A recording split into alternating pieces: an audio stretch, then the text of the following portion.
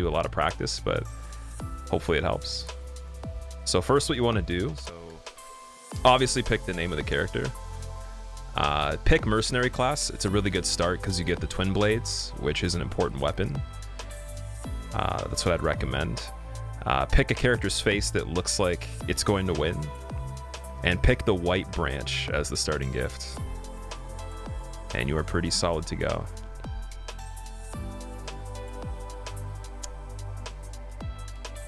And yeah, like I said, there's a little bit of commentary in this video from when I did this. It's pretty much non-existent at a certain point. Hi, but I missed your stream this week, but I am back. Slight, thanks for the bits, man. I appreciate it. Apparently bits still have the alert, so we didn't solve that completely. But I'll reread all the alerts after. So right here, yeah, it's pretty simple. You're just kind of running through the beginning. This is very easy to figure out. If you go the left path on this hill, you'll make it to a coffin that has a Titanite shard alternatively. I think I skip it just because I don't really feel like it's worth saving the 800 souls. But for some people, they like to get every last bit. So for gundyr right here, there's going to be a guy that can shoot an arrow behind you.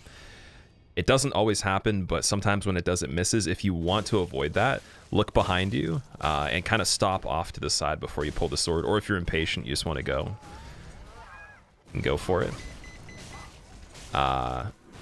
So for gundyr, what you're going to want to do is you're going to want to be staying to the right side as often as you can, because it's the more, or I guess the less dominant side for his weapon.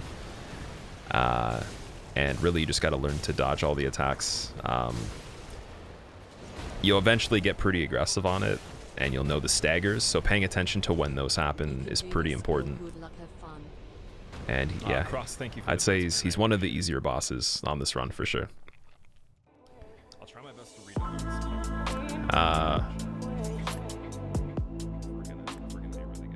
alrighty. And then you've already taken your first step into becoming a masochist. There you go. This guy right here on the left with the arrow, pretty easy. You can just run by it with a slight turn. He didn't even shoot the arrow there, but you'll have to watch out for him, obviously.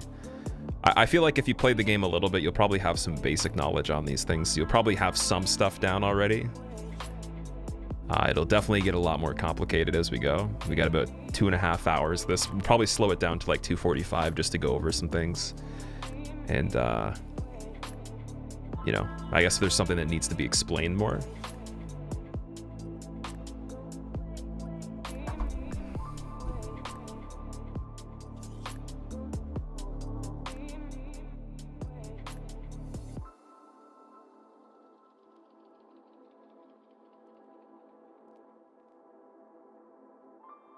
Alrighty, so for the first part coming up here, what you're going to want to be doing is staying along the left side of this ledge. You don't want to go down that staircase beside you on the right.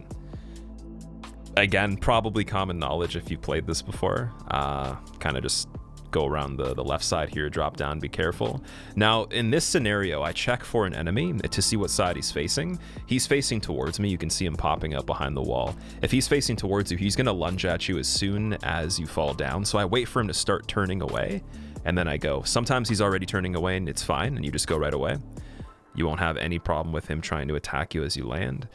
Spear guy right there, he can go for a lunge, so you just got to be careful. I try to delay myself a little bit getting to this part, so these guys are a little bit further along in their walking route. And then you'll see, I'm going to actually play this back one more time. So let me go back again on this. So again, delaying a little bit with the stamina, I run up.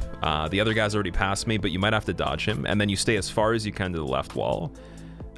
Be really cautious of the third guy on the ground there coming from the right side, and then you're pretty good. It's a little bit tricky at first. There's a lot of different scenarios on that, but if you have that kind of movement, you'll get used to it. I delay a little bit for this guy at the doorway. He usually just goes for a stab or a swipe. Pretty simple. You you gotta want to turn to the right out of that doorway right there to have your back blocked, because there are dudes that throw projectiles at you. So that's very important to mention. I'm sorry, I'm going to try to make this as simple as possible. I know it's very fast. Black fire bombs right there, very important. Going to want to make sure you have full health before you fall off. You can fall all the way down to the bottom. And there are 2 embers here by the fountain. I pick up 1. You could alternatively wait for the wing knight to go all the way around in a circle and follow him at a distance. Grab the second one. Again, that's just to sell to get more levels, more items, stuff like that. Now, the right path right here is super important. It's a little bit safer. It's got 1 less enemy. So you deal with that guy. You can slow down if you want a little bit, but not for too long when turning that corner, just in case the enemy's kind of pinching at the door. And I roll through the doorway specifically because there's a weird thing that happens sometimes where you get blocked. There's a YouTube ad for the playlist. God damn it. Someone put too many ads on this playlist. So yeah, sometimes the doorway, when you go into the dancer area, it will actually block you from going through the doors. So if you roll before you actually reach it, it helps a little bit. And then you're just going back out the same way. Dodging that guy as he's coming back up the stairs, or you could wait for him to get to the top and kind of sneak around him. These guys got to watch out for if they lunge. I try to stay along the left side.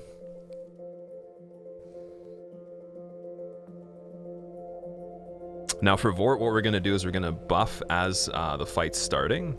And I like to rotate around to the left of him, staying sort of in front. You never really want to get behind. So you'll see I'm kind of underneath him in the middle or more to the front of him, but always to the left. Some attacks like that, you see I could space it, I could walk beside it, so you can pay attention to moments like that. But yeah, not too greedy, just 1 or 2 hits here whenever you have the chance. I go for 3 there because I know he's going to stagger. And then you're doing as many as you can before he takes off, and you want to be a little bit in front of him so he does that back step right there. And he will always give you the triple dash as long as you don't stagger him out of it. And that's something you're going to have to play around with and figure out the amount of hits you need. So right here I wait. You'll notice I don't keep swinging. That's because the frostbite could build up and drain damage. So there's a little cloud on his foot, on the left foot. We're going to go back. I'll show you again. See that little cloud? Once that cloud is gone, you can attack immediately, and then you're fine. And that's Vordt, pretty simple.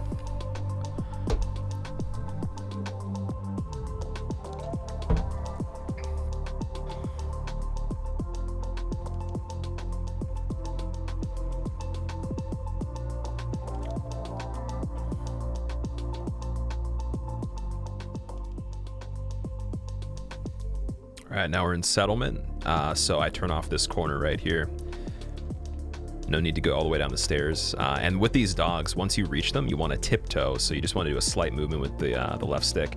You can creep up beside that dog on the left, grab the item, and then as soon as you're a little bit away from them, you can run. It's fine. I put the skull on and I throw it in the corner here for these dogs coming through the doorway. Alternatively, there is a firebomb method to kill them. I actually don't know how to do it, so it's not needed, but it's another thing you could look into. There's other people that have runs. I don't have an example at the moment, though. And I kind of wait by this barrel. I look back to see if the enemy over by the gate is chasing me. Sometimes you have to go over there and kill him and leave these 2 guys behind for a moment. But whatever you feel like, you can roll into them if they're spaced decently and there's no overlapping attacks, or you can kill one of them if you have the time. You grab the bundle right there, and you have to be very tight on that corner with the bundle. You want to pick it up immediately and then get out of there, because there's a thrall that drops down and chases you. And you don't want any throwing knives in the back after dropping off the balcony. For this part, I stay a little bit more to the left when I pick up this resin, because the 1 cage to the left doesn't actually have any kind of attacks that it'll do to you. And you want to stay fairly in the middle on this part. Once I reach that line on the ground where that guy was walking up, I roll into him. We pick up this Titanite right here in the back alley. And then I line up the run off of this part here. I'll try to make it a little bit more clear. There's a little section I'll try to point out. So, let's see, actually, 1 second. Sorry. It's a little bit of a cutout right there in the rock you might be able to see. You can slow it down yourself if you want to. And I try to line it up there. You should be fine. You don't want to sprint full speed. When you're learning it, you want to jog full speed, and then eventually you might be able to get good enough to do the sprint and make it, but there is a little bit of collision that pushes you sometimes, so you want to be careful. Charged R2 on this crystal lizard when you chase it in the corner, and then an L1 and an R1, it finishes it.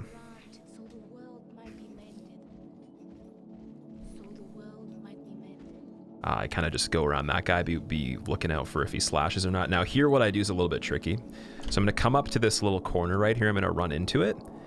And then I'm going to turn my direction of the character slightly left as I'm running. And as soon as I see a little bit of movement when I turn, I jump immediately, and it gives you this really big boosted jump over this this little wall.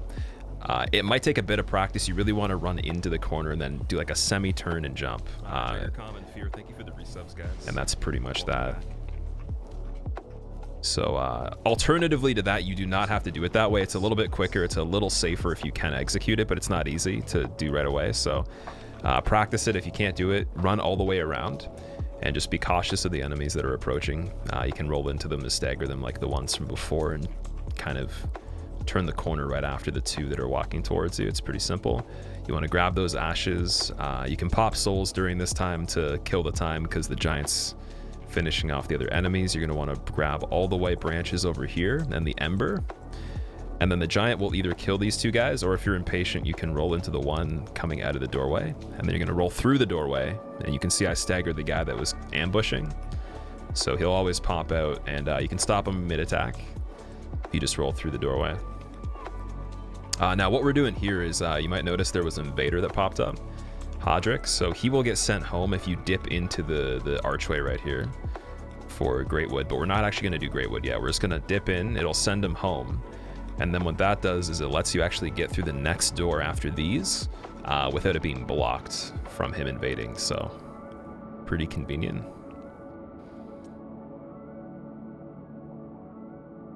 And then at this point, what we're doing, because it's an all boss run, usually in any percent you would need to get this bonfire, but you're going to be using this bonfire coming up here to come back to Greatwood later. And I almost forgot, I actually was about to go off the cliff in this video, I remember. So we turn the corner here. This guy, you can kill him if you want to, if he's right by the door. Otherwise, he might chase you inside and then stop at the doorway, and you might have to just have a battle with him. So if you light that, you're good. I do something really weird right here. So this is a unique scenario where there's a dog actually below me on the bridge, and I know that he's there because I saw him. I wouldn't recommend doing this if you're not feeling comfortable, but you could try.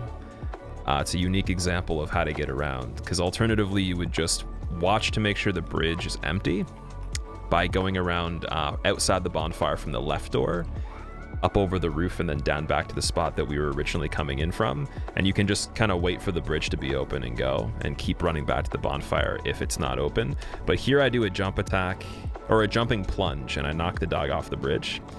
So if you can get comfortable with that, that's a really quick way to do this. I was being super risky. You kind of just dodge through there, get ready for the second pot to be tossed, pick up the item. You don't want to be too far back on this. You kind of want to hang by that body, because there are dogs on the other side of the building that will chase you. And then you kind of get them jumbled up there just for a split second, and you can run to the door. Now this is a good backup plan that I actually had to pull off because I screwed up a bit. It's a little bit too greedy, a little bit too fast. So these guys are chasing me now, and they'll hit you on the door. So I'll use their running attack to bait them off a cliff right here. And you see one of them's gone right there. This one, I think I just go for the door on this one, because I don't care. But let's say you're a little bit more patient. You can just bait them off the cliff and they will die as soon as you recognize they're doing the running attack. So this is a poorly played part, but it worked. Now, let's say worst case scenario, you get two of these guys or one of them in here. Always back off to the left and then kind of stay on the side for a second. You'll see they backpedal. And then you're going to want to go for the button as soon as you possibly can, as soon as they're behind the lift or if they're backing up, and get out of there. And it should be fairly safe to do that. But ideally, you just don't have them chase because you are, really good. So you pick up the Ember here. You're going to want to dodge this Outrider Knight. He does a lot of different mix-ups, so you're going to have to get used to his attacks.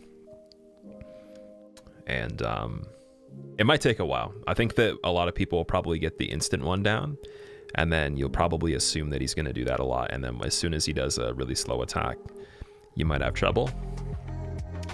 But your main things that are going to happen are going to be like a very slow version of the initial attack he just did right there, a thrust, and then there's a rare uppercut that'll happen. That's pretty much it. So now we're going to go buy 11 firebombs and 1 dagger.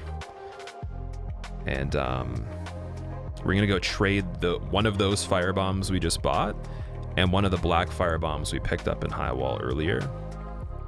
by doing something called a tree jump right here. So this jump allows you to get onto the roof where the crows are. And what you're going to want to do is line yourself up on the left side of the tree until you get to the height of running, and then do a complete right jump. It helps to have your jump button on the left stick. I highly recommend it for this entire run. And then you're going to want to drop one regular firebomb, one black firebomb. It's going to give you a large shard and a titanite chunk. We'll use those later. Invisible wall right here, you just roll through it, pick up the silver serpent ring on the right, and then we're back to heading to Abyss Watchers. Now the tree jump's something I think that a lot of people are going to struggle with right off the bat. You're going to have to practice it. Even if it takes 80 times, I mean, start sooner than later. You'll be able to get it in one try eventually, or within a few. It's really not bad once you understand how you need to run up the tree and how you need to jump. And it's really about that complete right jump, not slightly diagonal or, jumping forward and turning the camera, but specifically jumping right with that left stick. Now, this is actually a newer method right here. This is 2019. I would call it a 2019 method, but we're waiting for the Outrider to do the double lunge. And once he does that, he has a recovery that prevents him from actually doing anything else, like moving towards you for a certain amount of time. So you have a free pass on him, and you can just run by on that part. Super easy. There used to be a really bad method of getting by there, and you'd get hit once in a while. So that's 100% safe. That is very good. I recommend it. So usually you'll notice I start organizing the inventory. I start setting up stuff for the next area while we're in these situations where we have to wait for something to happen. So when the lift's coming down, I'm always organizing something or consuming something just to save time. And that's partially why this run is pretty quick for a hitless run, right?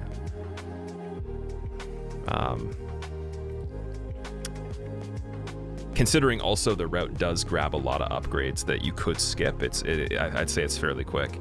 So you're going to want to wait for this demon to be precisely in the position that he's in now. It's facing away from you. You want to stay on the actual roof below Sigurd and not go off the roof if he's facing towards you. And you need to know that he's moving away. And you don't want him to be too far on the other side of the circle because he'll catch up to you and he'll hit you before you get into the building. So here we take up fire bombs. You're gonna throw 2 at these cages, and then you're gonna pick up the skulls in the back corner. Because you already used skulls earlier, you should have them on your slots. They're ready, and you get those out. Watch out for if they're fighting right underneath this mini bridge that connects the 2 parts of the building, because they can swing through the floor and hit you. So just wait a second if they're right under there. And then throw the skull for the dogs. Turn the corner as quick as you can. Throw 1 back on the ground immediately. These evangelists will also bait to the skull. They'll run the other way. They have a pretty long aggro range, so it doesn't matter if you throw it behind you. And then we're going to grab Flynn's ring. And we're going to grab Chloranthy ring as well. On this part, there's 2 homeward bones. There's also the Mira set, I believe, which we're going to sell before Abyss Watchers. So that's a nice bonus if you're leveling. And then you just homeward bone back to last rested.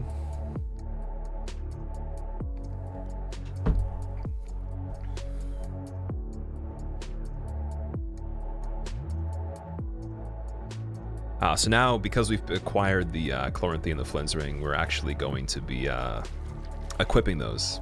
There's 1 soul over here you can pick up. So these kinds of situations right here with this item, you could grab that, but you don't need to. It's not something that is make or break. There's a certain point you'll get to in this run where the levels don't need to be invested anymore, and you can keep investing them, but it doesn't matter too much. So you'll get more souls than you actually need to do this. Therefore, you shouldn't be panicking, thinking that every single last soul item I pick up, you need to. There's some bigger ones that I'll say are really important, but that's just a tiny example of one that you could skip if you wanted to. Your stats may be a little bit different at points, but I'll point out what a good spread for stats would be. So you're going to light that bonfire. You're going to continue along the right side here. We're going to go get the, I believe it's the Farron coal. So Right here, what I like to do is make sure that I regen my stamina to full right when I pass that guy with the crucifix, because he runs really fast. And if you have bad stamina management, seeing as you don't really have much on this part, he'll catch up to you and he'll chase you all the way to the corner. And at that point, there is a situation where you can bait out a jump and then kind of homeward bound behind him, but it's a little sketchy. So you want to avoid that by just having good stamina management. It's really important you have full right when you pass him. Then try to not let it deplete completely as he's chasing you. Get to that ember, homeward bound immediately. Watch behind you. Then we're just going to turn left going out of here. You might need to heal here, you might not. I just heal when I drop just in case. Pick up the Titanite shard. And then we're going to kind of follow this left pathway right here. It's really nice. And you're going to come up to a part where... your movement's really important here, so you're going to want to hug this right side of the tree and dodge any attack coming in from those guys, but you don't want to cross a certain line in this water. So you see the line I'm following? Right where those two trees are, if you pass too far on the right side and your Steam is in online mode, Hazel, the NPC, will invade you, so you want to avoid that. Or you can just play in offline mode and you're fine. But following that line through the water is pretty good, watching for the crab. And then we're picking up that soul right there, as we're aggroing these guys by going close to them on the stairs to get them to chase us. You can take all the time in the world on this, as long as you keep a good distance from them, and you want them to basically be delayed so they can't get up the stairs in time to fall on your head when you're going down this ladder. So you see they're trying to turn the corner still when I get to the ladder. That's what you want to see. You don't want them already right where the ladder is. If that's the case and you're already on the ladder, go for it. You might get lucky, but yeah, you just don't want them to get too close. If one of them is to fall down and survive for whatever reason, you can kill them with fire bombs from a distance if you want, but if you just start running and doing the area the way that I do it right here with the dagger and the dashes through this deep water, they will fall behind and they won't be able to chase you. So as long as you're keeping it quick, you could totally do that. So you're going to light the third flame here first. Actually, we're going to be doing reverse order for this. It's really unique, but it actually is one of the quicker ways to do this. So I'm watching for this guy with the tree stump right here. Once he's walking the other way, we start dashing as soon as we possibly can. We're going to pick up 2 of these Titanite shards beside this big tree. And you just want to have a good lead on him so he doesn't catch up. If he does start chasing you, completely just skip the 2 shards there and completely skip the shards over here as well that we're going to be picking up and just run. That's your best bet, because you can always outrun him if you are aware that he's actually going to kill you.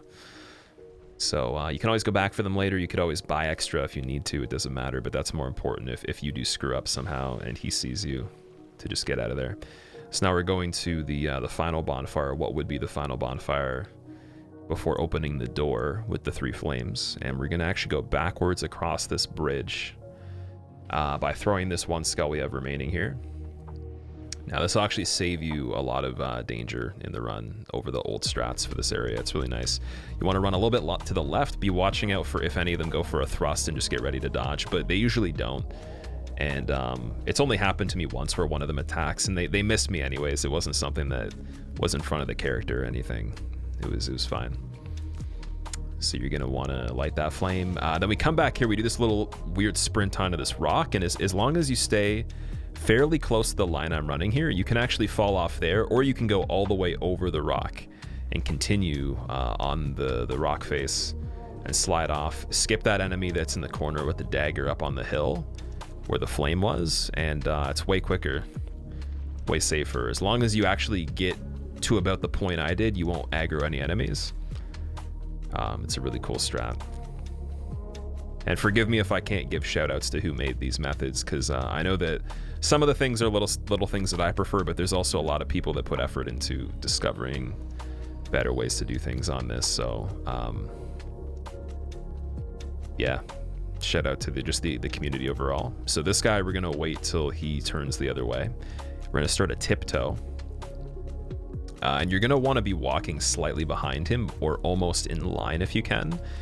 And when you reach the prompt for the flame, wait till he turns, and as he's turning, or just slightly after, you want to hit the prompt. You don't want to hit it beforehand, or he'll see you. And there's something weird about that. I don't understand it completely, but he'll actually be really likely to see you if you're already lighting it before he's done that rotation. So there you got all the flames lit pretty quickly. We drop off on the left side of this bridge. Gonna want to grab this shard right here. And then we get our fire bombs ready for the slug lords, which are the hardest boss in the game, of course. No joke. And if you run right up to the spot where the water line ends, you throw a few out the middle one. Usually you can kill all three in a few. You might need that third to finish off the last one, though. But sometimes you can finish off all of them just right away. Then we're just going to climb this ladder and get this stuff at the top.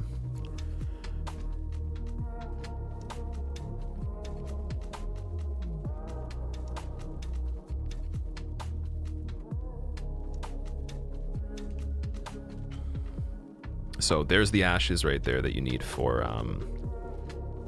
I believe, Titanite. To be able to buy Titanite. If I make a mistake with any simple detail in this and someone wants to call me out on YouTube, by the way, that's fine. I don't blame you. Just to educate people if I made a mistake with explaining something. So yeah, we're gonna turn up here. You'll notice I'm still poisoned from the water, which is fine. If you have less health for some reason at this point, you can always just be a little bit more cautious of that. Maybe if you're practicing and you're doing a limited hit run and an enemy hit, you just make sure you're healed up when you're dropping down these things. And then for the crystal lizards, kind of similar to earlier, the way we killed the other one. I'm gonna kind of arc out to the right to get him lined up with the wall right here. We're gonna pick up this item on the way over. Now I do a jump attack right there, which is a running R2, and it just knocks him over immediately. So you could go for that, or you could go for the charged R2. The running R2 is just easier in that scenario. It just flips them immediately. So here I do the charged R2, you see that, and then I do the L1 and I do the R1. He's dead. Got the 2 extra items up there, and then we homeward bone after both the lizards are dead, and everything is acquired.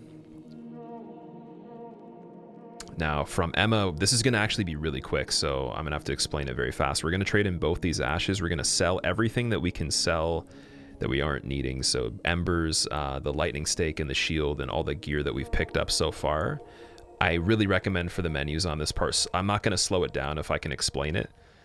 We're going to need 12 shards right here. I recommend you slow down the menus. If I'm not already doing that for this, so you can see all those things. But we need 12 Titanite shards. We already had, I think, 8 of them, so we got 4. And then we infused our weapon with the Farron coal that we got and the sharp gem we picked up from the first lizard.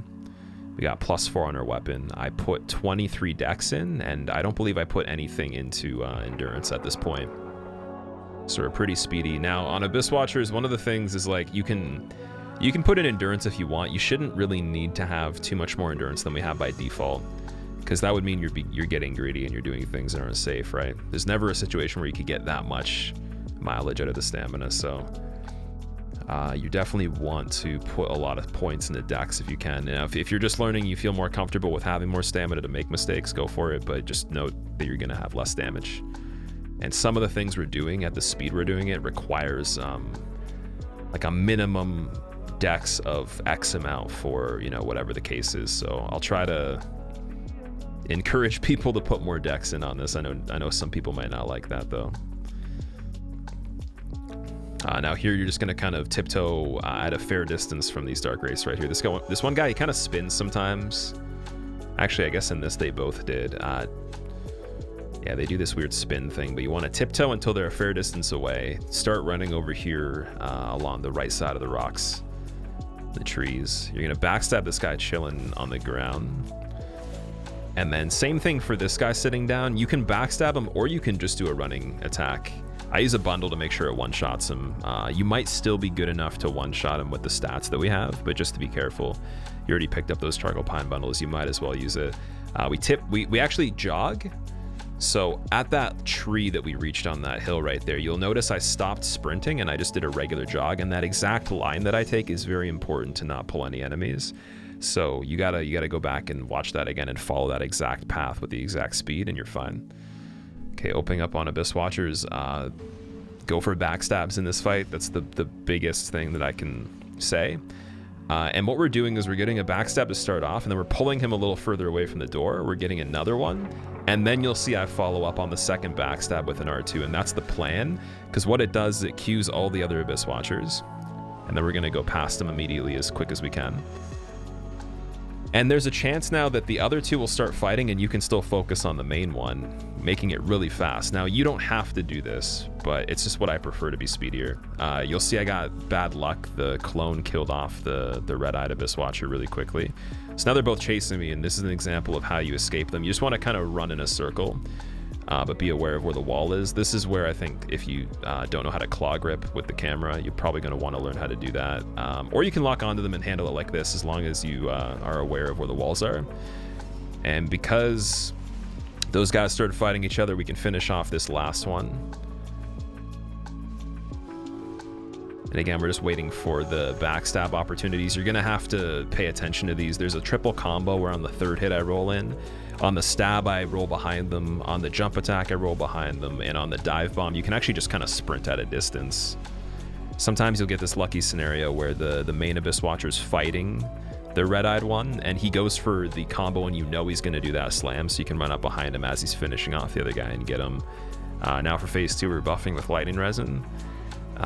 Here is a lot of backpedaling until we get the opportunities we want. There's going to be, I believe, 2 main opportunities we're going for. So that dive bomb right there goes into a combo.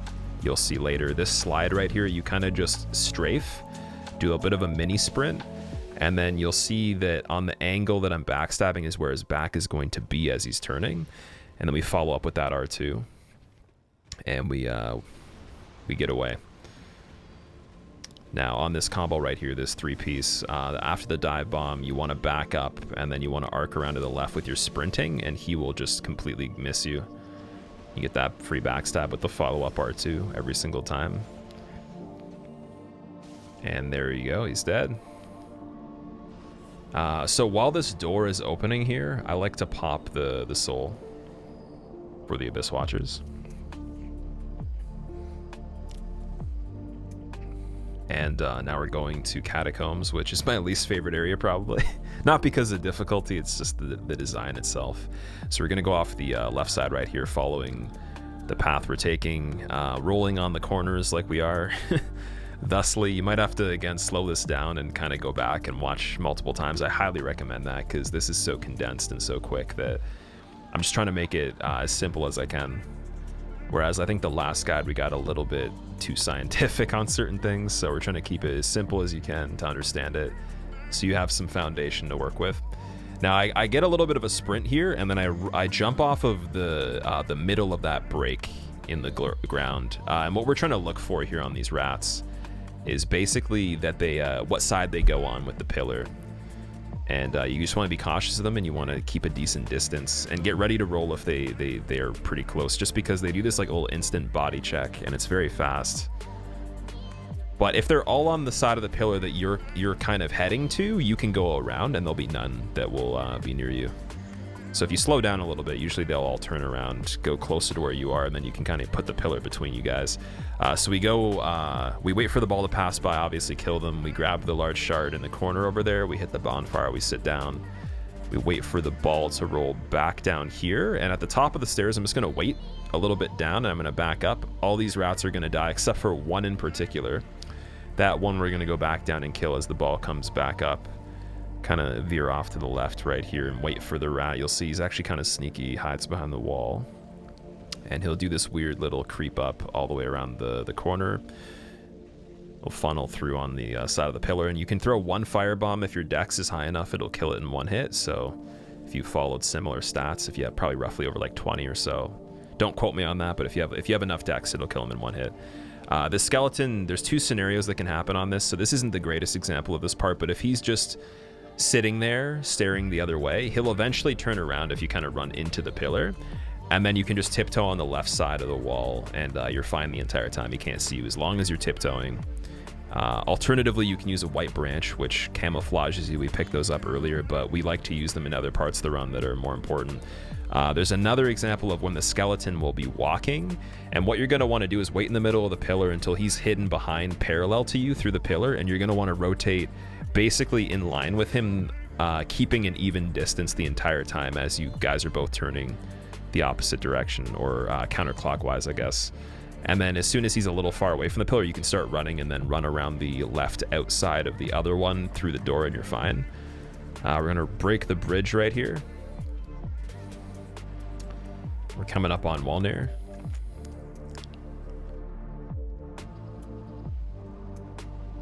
Now, one thing to mention in this run is that I played the game quite a bit, so there's going to be some things that I don't actually touch base on that could give me more of an advantage, like proper resins for certain things that have certain resistances or weaknesses. Sometimes I don't care, I'll just do whatever, as long as it's something, you know. It's not going to be necessarily done the best way all the time, and I'll point out those situations, but it's mainly just because of the experience, so... Start off with 2 hits on the bracelet. He pulls his arm back, puts it back. You try to go for some more. You never want to go into the region where the fog is. You always want to be cautious of that, and you should be able to break his bracelets pretty quickly. Counting the amount of hits on this is smart, because as soon as you know that it's breaking on that hit, you don't waste any time, and you can get to his other arm and finish it off immediately. Now, let's say his arm didn't get finished off, and he's going for the next attack. You want to kind of wait at the wall and anticipate what he's going to do next. Worst scenario, he crawls towards you. You start dodging his hand as he's crawling and slamming it, and then as soon as he does a breath or something where he has his bracelet close to him on the that left hand, or our left, then you just go back in and finish it off. But you should be able to get good at getting pretty quick on it, killing him as his left arm's free immediately. Go through the legs of this demon right here after climbing down the bridge. We pick up this large Titanite shard immediately. Now, you're going to have 2 skeletons chasing you. They might make it. They might not. One of them might make it. So you'll have to actually listen pretty carefully to see if they're following. And we're going to just check and see. There's no skeletons there at all. So now, if the skeletons are chasing you, you're going to have to learn how to deal with their moveset. I like to wait for the torpedo dive bomb if it's one, because it's a very easy attack to read. And you just kind of roll left or right of them as they kind of cross over you with this dive bomb, and then you're going to want to kill them, wait by them, they reconstruct one time, and then you kill them the second time, and they're dead for good. You're going to be watching out for the bolts on the way over to this first tree, and you're going to have to get used to rolling the pattern of the 3 of them. It's always the same timing, space between them. And you're going to want to wait, obviously, until the 3rd hits, so you know you're safe to go from the tree to this cave here. And we skip the first lizard. It doesn't give us anything that we need. This lizard, I believe it gives us a Titanite chunk. So charged R2 as soon as it stops moving. R1, there's the chunk.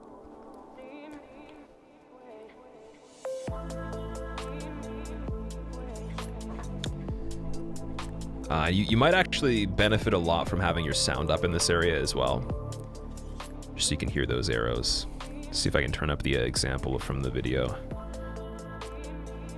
So we've grabbed our large Titanite shards from the cave. You want to make sure you get both of those, because it's quite a pain missing them and forgetting and coming back.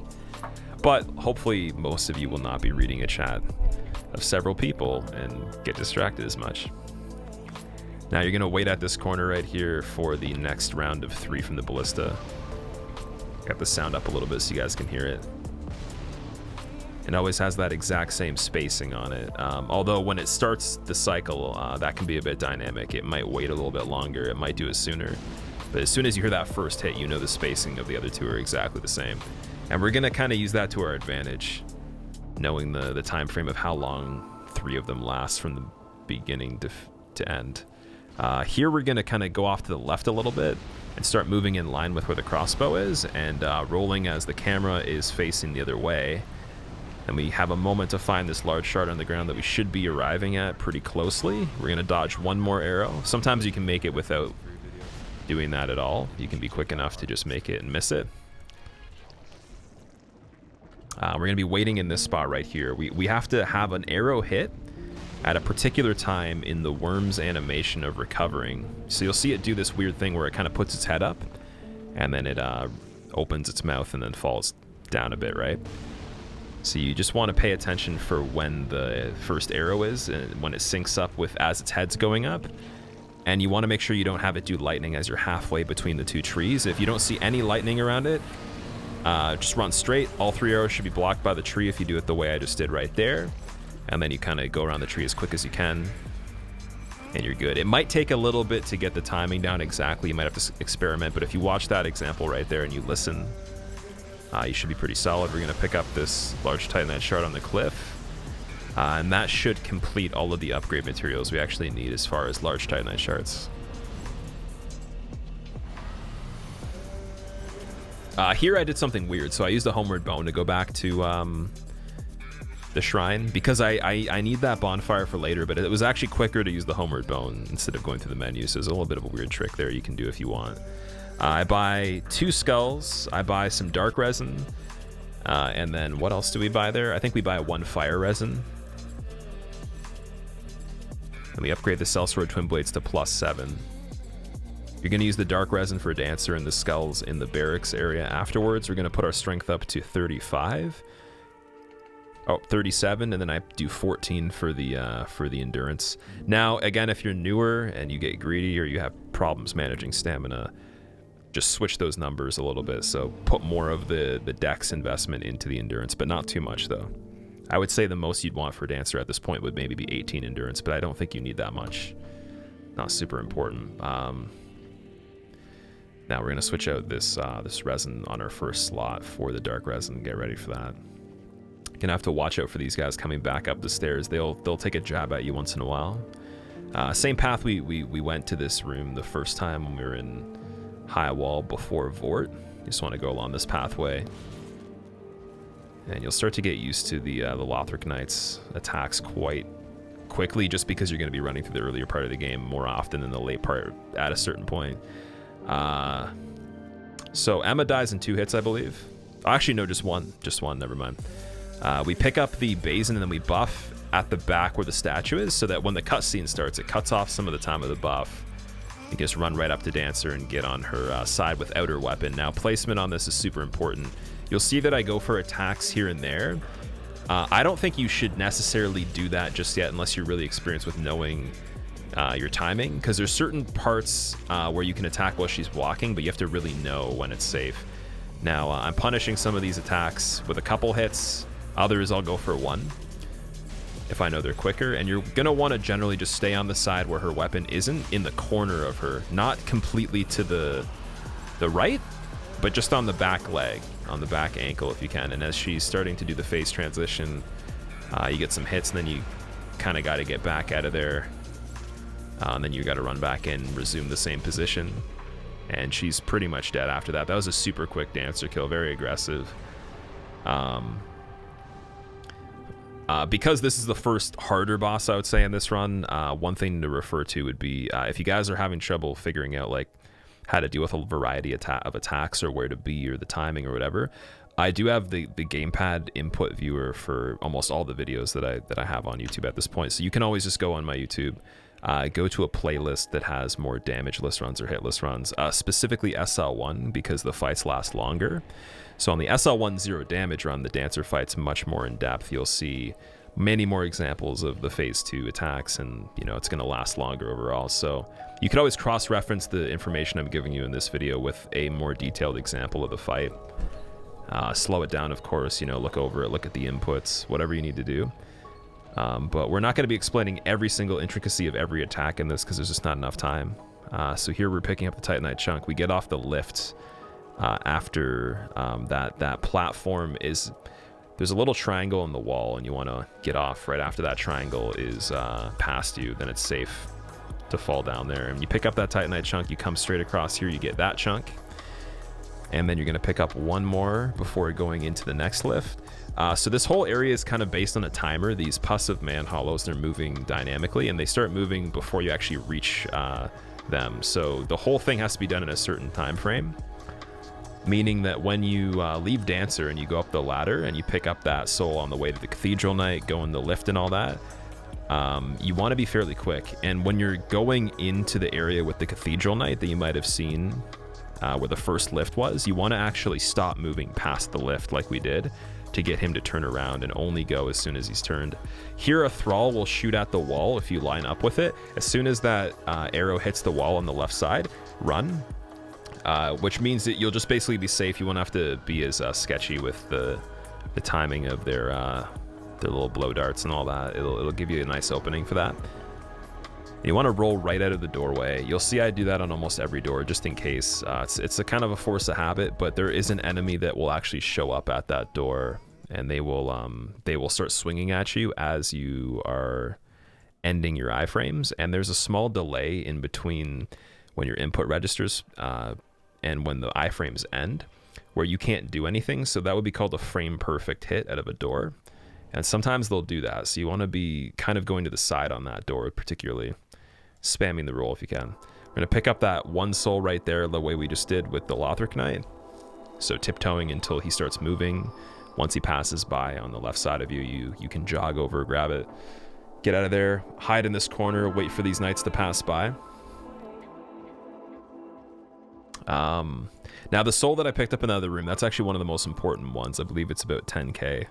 So very high value for something that's not from a boss. And you'll see how I still pop some of these things as I'm waiting, just because it's more efficient. And then we're going to leave this part as quick as we can after they've passed by. And there is a chunk right over here. Sometimes the one spear knight out of those two knights passing by goes in circles and never stops. You're gonna have to dodge his attacks if he does that. It gets the one with the sword actually out of the two. Now this guy, we're trying to bait out an attack where it's safe to go for an opportunity. If he takes too long, you want to backpedal into this room and fight him. You're gonna have to pay attention to his openings. Sometimes he goes for a lot of follow-ups before stopping his attack. Alternatively, if he's running towards you, you could just throw out a really quick running attack on him, like pivot and then running attack. But you gotta be really fast to interrupt him. A little circle as that guy swings through the plank. And then you let him whiff and hit him, and then you hit these guys on the balcony, make them fall off. Pick up the chunk over there. Again, this part, it's pretty quick. You're probably gonna have to slow it down a bit and just watch it over. Maybe in like half speed if you can. You kind of pop out, these guys see you, they get ready to shoot, you go back in, and then you strafe their shots, kind of throwing off their tracking, go up the left side of the stairs, anticipate the attack that this guy's gonna do to dodge it. Turn the corner immediately, light the bonfire, spam the roll away from it because he can try to frame perfect hit you out of that bonfire. You might have a lead on him though if you're very fast, and that's good. Gonna drop. Oh, okay, so actually right here is a weird little thing that might be hard to catch. So we're gonna be doing this little armor trick here where you're gonna want to run slightly on the right side or between where the legs are of this armor. I'm gonna do it really slow so you can see. So I go right in between the legs and straight up over the head. If you do this wrong, you'll break the armor and you'll have to actually leave the area, like go to the shrine and then come back to be able to even get it to come back. And if you take too long, the dragon will wake up across the bridge. It will kill you probably. So we're gonna go over that armor, pick up the chunk on the ledge and then the two chunks below. Homeward bone back here. Same thing again, a little bit to the right of the armor and then straight up. Right here we strafe this bolt. This guy with the halberd right here, he's gonna try to swing. You know that he delays his swing most of the time just by me telling you this, and you kind of get ready to late dodge on it. There is an arrow that will miss you. Actually, it's a little bit of a complicated situation, so this is something I should probably go over again. You'll see right here, after I've dodged his attack, I dodge again, arrow misses me, and then I dodge again, and then this guy misses me. Now, that scenario is hard because all of them can do different things, and that's not going to happen the exact same way every time, so that's going to take some practice. You're going to want to listen for the guy shooting the crossbow, and you're going to want to really be on the lookout for the guy with the axe. Here is a little bit of a new strat. We're going to throw a skull to the left right here as we enter this doorway, as far in as you can, and then we're stopping shortly, or just short of a few stairs from the end of that staircase over the handrail. Then all these guys are distracted. You can just run through. It's very simple. You're going to want to pick up this 8k soul, drop off the ledge. Wait at this wall for a second. This guy, he'll either approach you with a few things, or a couple things, sorry. He'll approach you with a stab attack while he's running. He'll do a running overhead attack, or he'll buff his weapon like there. And there's a rare scenario where if you approach him, he will do a really quick stab that doesn't telegraph well, and it's really hard to dodge. So I wouldn't recommend ever approaching him. Let him start to approach you just so you can read what he's doing, and then just start going. And that's why I kind of touched the wall for that part. Now we're going to dip in, obviously, get that lift, come around the side of this building, see if he's chasing us. He's not. If he is, try to get him to go up the ladder and chase you, then fall off the roof. You can throw a firebomb at him, one of the regular ones. You're going to want to save the black firebombs, though, so never do that. Only the regular ones. And then because he's not there, we can run through, and we can grab the red tier stone ring.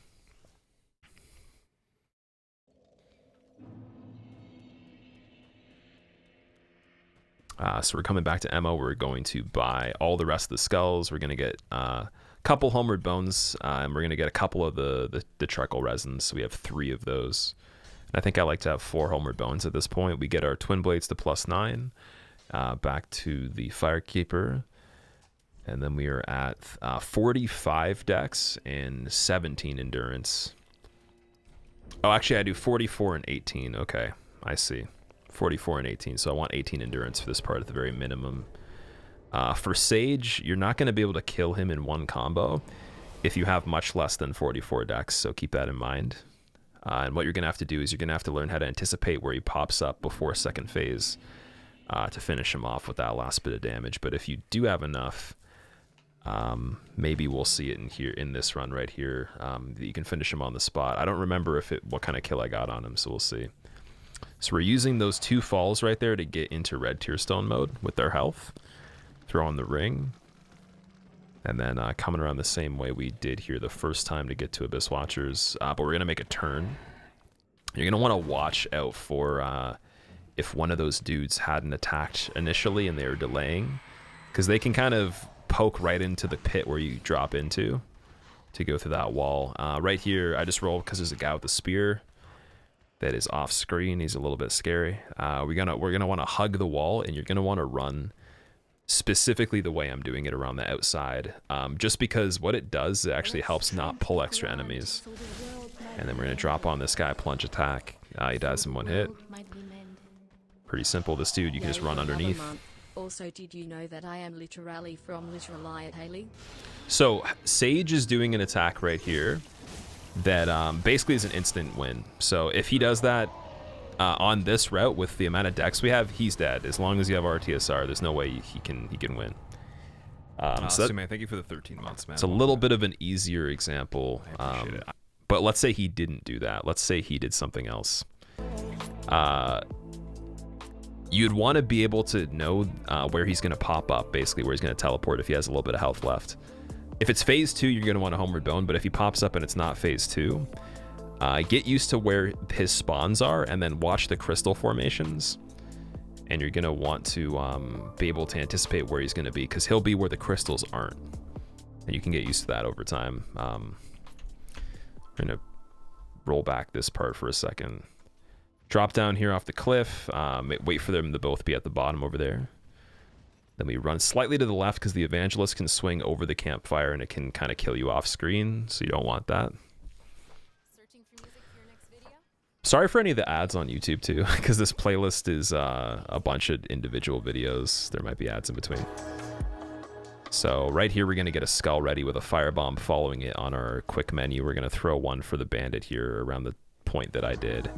I'm gonna run on the left of this tree. See this little rock on the ground? As soon as my foot hits that rock, I start throwing the firebomb, and it moves me into the perfect spot along that wall. You're gonna listen for arrows coming from behind you after you've thrown the firebomb at that dog, and then you're gonna get behind the wall and just stop and listen to see if there's any other enemies, and there shouldn't be if you've done it right. We use a white branch here to camouflage, and then we just go around the side after waiting for a few seconds.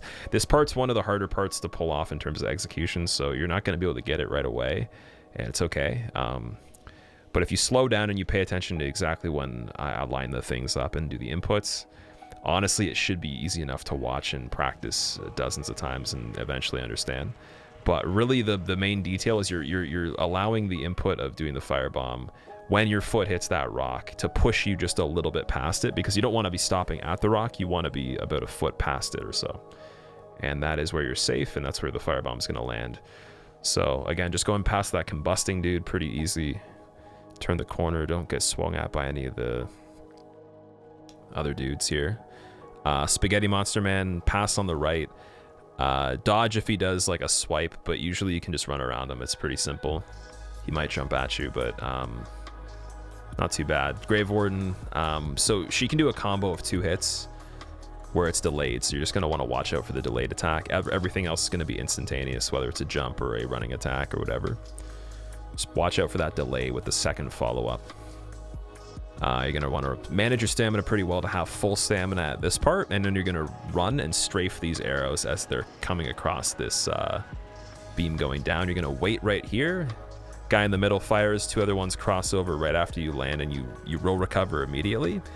Jump across the stretch under the beam, listen for arrows. If it sounds like they're coming for you and they're getting close, roll, and you see how one missed me right there because I was listening. Jump off the roof precisely in that position, make a left, throw the skull right there, 1 for that Grave Warden, 1 at the wall right here, so that everything chasing you and the one ahead of you actually goes to that spot.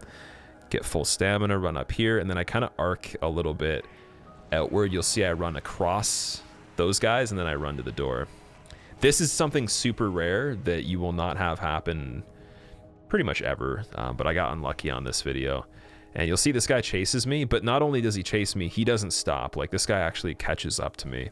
And I can't give good advice for this other than just try to find an opportunity to pivot and kill him after this room right here, or dunk him into the lift and go on the other side. But if he's this close, you really don't want to go in the lift with him, because that's just not good. So he goes in the corner, I roll right there, I get it, I get the iframes, and then I just hit him. Super lucky. Completely just like a blind guess on that. So yeah, not a great example, but that was the most persistent that enemy's ever been. And then I just get out of there. Usually he'll explode and you're fine. And if he doesn't, you'll always outrun him. Like, he won't be that fast. I'm convinced that I had some sort of Miyazaki special RNG there. But yeah, he could have ruined it all. That's one of the 2 scarier things that happen in this run. There's one more thing later that's notable. But the reason, like, way back at that door that we arc a little bit and we don't just run straight to the door is it gives more time for that guy that chased me to explode or to be blown up by the other guys, because he'll try to kind of chase you over to the door. And those other guys will run to you and they'll blow him up. So we light the bonfire there, we sit, get in the lift, get behind the button so we can run over it and send it back down. And what we're doing here is we're listening. So let me turn this down, turn the sound up a bit. We're listening for this giant right here. He doesn't do an attack right away, so we're safe to go. And we're going to grab the Lloyd Sword Ring. And now, because he didn't do an attack right away, he has to do one later, and now he's even more delayed on his next attack. And you just go along the wall, you roll just in case, even though the swipe misses you. There's a phantom hitbox that sometimes hits you, and you roll that arrow as it's coming, as long as you're along the wall and you're fine. Now, if he did attack sooner, for example, you would just homeward bone immediately. And you just keep repeating until he doesn't attack immediately. You want him to attack at the soonest, exactly when he did there, where you're already turning the corner and there's no sound. There's no attack that he did. So he's delayed enough to basically give you that scenario. If you don't do that, you get pancaked by a slam. A little bit harder to dodge. You're going to want to go through the giant's feet with doing the dagger dash through the water there. Watch out for those little slime things that try to block you. I always pan my camera behind me on that part just because there's a guy that shoots blind fireballs at you. Probably a smart idea. And as you're practicing this, you'll get better at camera control and all these other things. So I have Lloyd's Sword Ring equipped, which is what I just picked up.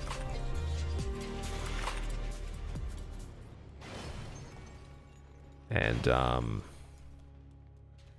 guess we can turn up the volume for deacons. So we kind of run to the back of the arena. I make sure I have full health so Lloyd's Sword Ring works. I'm popping some souls behind this pillar. You don't have to do that. It's kind of just because I'm impatient, but you're just waiting for them to congregate around the right side. And then that gives you an open spot on the left. Some of them do kind of hang behind and go on the left, but it's fine. It's not a big deal. As long as majority of them are on one side or the other, whatever you prefer. And then what we do is we kind of arc out from there into this wall. We touch it, and then we go back. And what that does, it pulls them closer to you.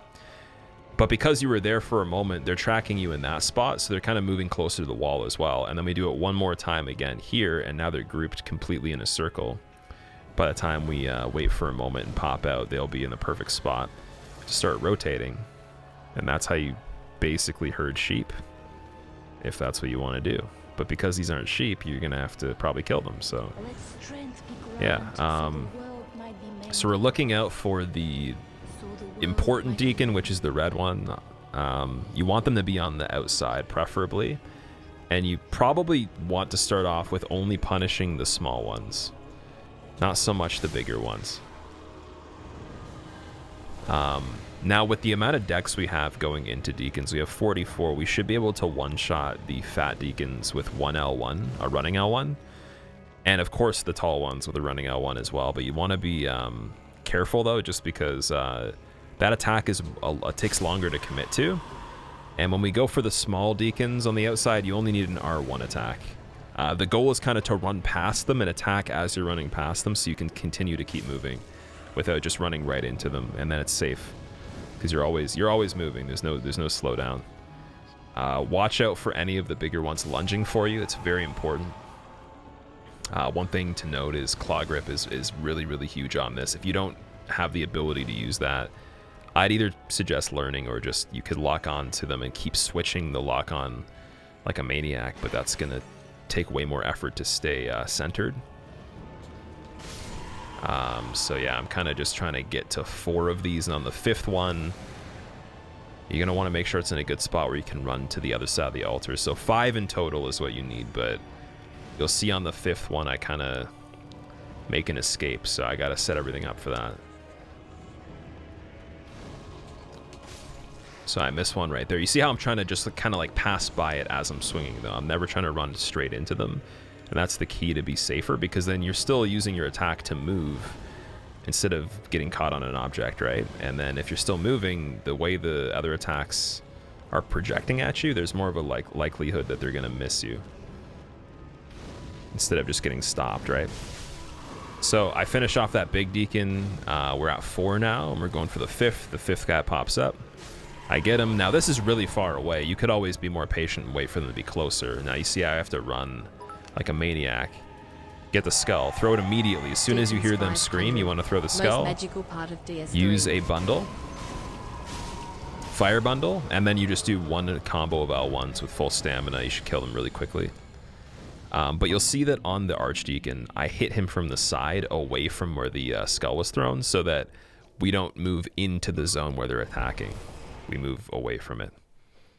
So you might have to wait a little bit for the blue deacons to separate from the crowd, and for the Archdeacon to be exposed on his side, and then you can kind of push him away. From there we go back to Wolnir Bonfire. We're heading to Pontiff. We're gonna kill the Pontiff beast coming up, so you're gonna have to pay attention to where I stop on the bridge. There's a mark on the ground. Looks kind of like a crescent, so I kind of set up right there and I wait. And then 1L1 to his nose specifically will stagger him. You should be fine after that. Just finish him off with L1s or do like a critical attack on him. But you're going to see where I stop right here.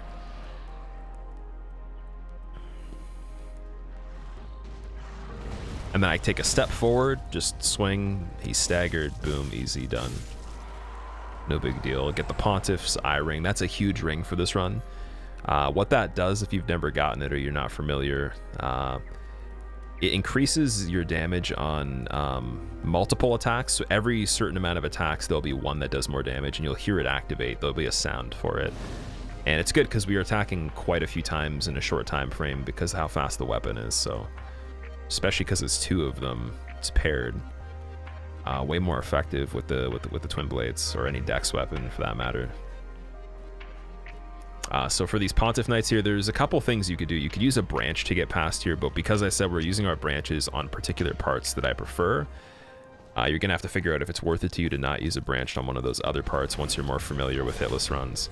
But I wait for this this double spin attack, and I run around the perimeter of it, and then I go back and I punish with a running attack and some follow-ups. They get staggered indefinitely as soon as you hit them.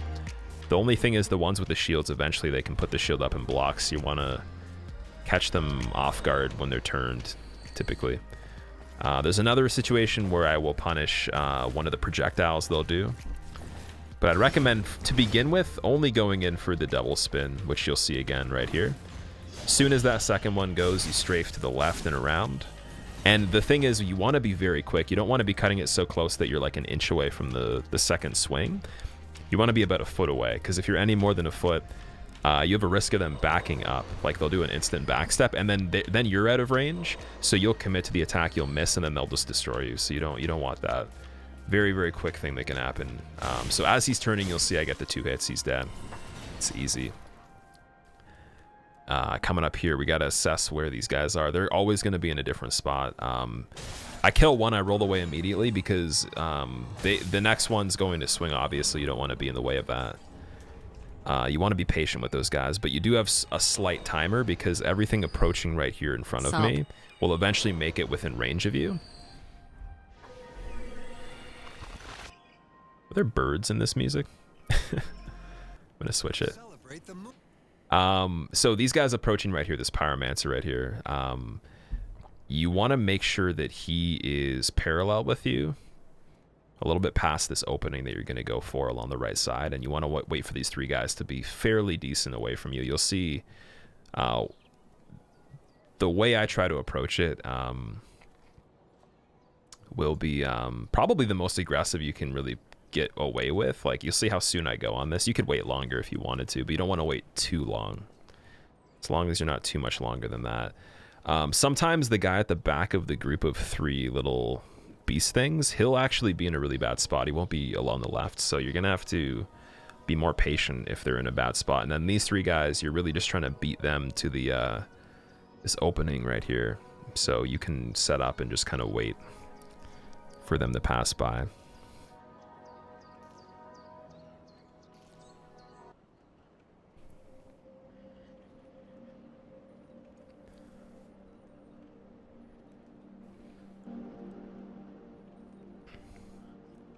So you'll see they're approaching right here. We're waiting. And after this point, I mean, you can wait a fair amount of time. You don't have to go as quick as I go here. It's not super important, but I'd go once you're clear. You're able to kind of remain in this statue form for a little longer, and then at the top stair, you'll see this guy starts attacking. You want to roll immediately 3 times right into this spot, as quick as you can. And you're going to wait for this guy to attack. He'll stop attacking eventually, and you'll know because you just won't hear anything for a little bit. There's also a sound of him turning back around to his default position and facing the other way. So just listen for it. Usually there'll be a break in the attacks, though, and it's safe to wait for a little bit on that. And then you just run straight away. And that's actually an improved strat over the old guide, because what it does is it stops you from having to worry about any of the fire trails, which are one of the worst attacks that you can deal with in this game. So waiting for these Pontiff Knights to pass, I'm just organizing some things here. And I pick up this 8k soul. I believe it's 8k.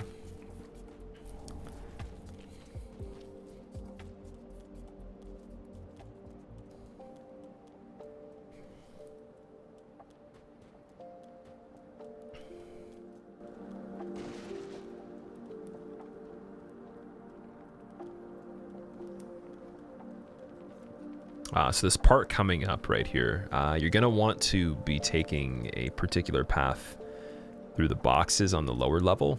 So you're going to come in on the right-hand side, go down this little staircase, and then on the inside of this pillar right here, but right through the boxes, you just go straight along the wall, kind of lined up with the right wall, and then you arch into the opening. I like to run on this left ledge here and then roll off. It just makes me feel like I have more space on the enemy. You can just dodge right in front of them if you really want to, but it's harder to anticipate because you can't see what they're doing before you arrive, right?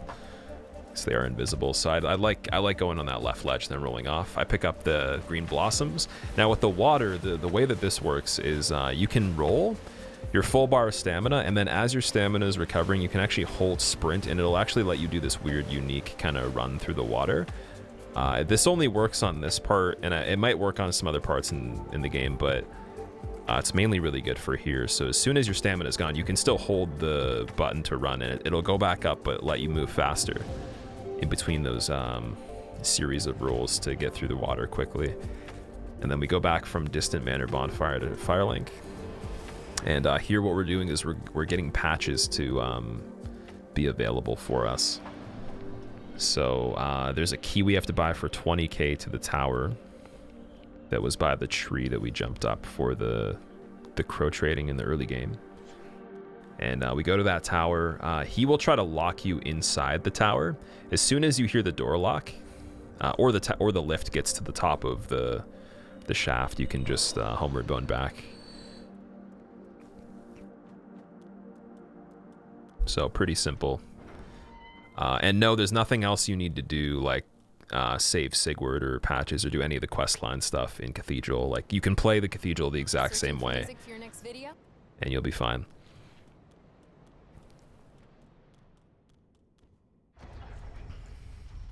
So you'll actually even see the door sometimes if you look with the camera, but you can hear it shut. And then I'm out of there. He will be available on the second level over here. And we're going to actually go to him a few times in this run, I believe. Or maybe twice, So you forgive him for locking you in there, and then I buy 12 skulls. I do buy 11 dark resins. You don't need to necessarily buy those right away. Those are for later. But I just buy them now because I know that I'm not going to need the levels too much. I'm trying to be quick. Cut down on the trips. I get 48 dex for Pontiff. That's recommended. 47 to 48 dex for Pontiff at this point is good. We still have the 18 endurance. Nothing else has changed for the stats.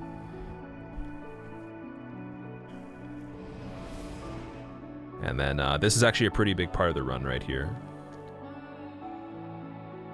where we're going to run a pretty precise route through the stairs to get to Pontiff. It might take a bit of practice. It is important you do it pretty much exactly the same way I'm doing it, or it might not work out too well. So again, we're rolling through the water. When we have stamina, as soon as it's coming back, we're holding B to sprint. And at this point, you want full stamina on the corner. You're going to want to just sprint because the water shallows out. And then you're running that same line diagonally across those enemies. And as soon as they're slamming, you're going to want to roll just in case they overlap with you. And stay on that left side of the small staircase when you turn the corner because they can attack through the wall. You pass through the kitchen right there. You go over to this far corridor. And then right at this wall, we're going to pop a very big blossom that we picked up by the fountain before turning into the statue over in earlier Irithyll. You should have that in the bigger soul from where the fountain was. Running up on this right side, managing the stamina well, we're going to throw the skull to the left across the stairs. Dogs will funnel down to the left, run across this Farron dart shooting guy. Underneath him, throw a skull right there. He fires over your head. You can cross in between these two projectiles here from these guys. And as long as you're managing your stamina well and you have enough to run through there, you're good. You can watch for the camera on that last shot, but you saw it hit the pillar because I had really good timing. So I was already there before there was any danger at all, but you do want to be listening to it. And I would even just get used to rolling as soon as you think it's going to hit, just in case. This Pontiff Knight right here, he did a delayed running attack. He can do the delayed running attack. He can do a buff, which means that he doesn't do anything, and you're free to go if he just stands on the spot. And then what else he can do is he can run up to you and then attack. When he runs up to you and then attacks, there's two different scenarios. It's either really quick or really slow, so you're going to have to get used to that. Pontiff, we're basically doing the parry method the way I prefer it. You can parry the opening attack. I highly recommend learning that if that's more comfortable for you, but I like to bait out the 50-50 situation where you roll right into him. So we roll directly into him on the running attack instead of parrying it, and then we wait for a swoop, which you'll see coming up right here. Parry the swoop. I have my weapon unequipped because that's the only way to barehand parry. You can use a shield on this run if you want to. I just like to be flashy, I guess. I don't know. After the one parry, you're going to circle around him and hit him 4 times as he's standing up. And then you can just finish him off. We're going to actually roll that back one more time. So again, you just roll into him. At this point, he goes for the swoop, or he can go for the stab that goes away from you in the swipe. On that, if you really feel comfortable parrying that, you can. Whatever works. I like to go for this attack. Again, boom. Right on the D-pad, pull out the weapon, get the riposte, rotate around after two-handing. 1, 2, and I only go for 3 here, I think, because I know that I can't get the 4th safely because of the wall. But you could go for 4 as long as you're directly behind him. He'll have a short period where he doesn't have a hitbox and that nothing happens, basically, so you can't really do any damage to him. As long as you wait for him to be after that period of time, when you start those 4 attacks, you're solid. You'll get used to when that is as well. Let me just light the bonfire here. I like to put on Silver Serpent Ring, which is the ring we picked up, you'll notice, after a lot of the kills on the bosses to get extra souls. It's a very good idea.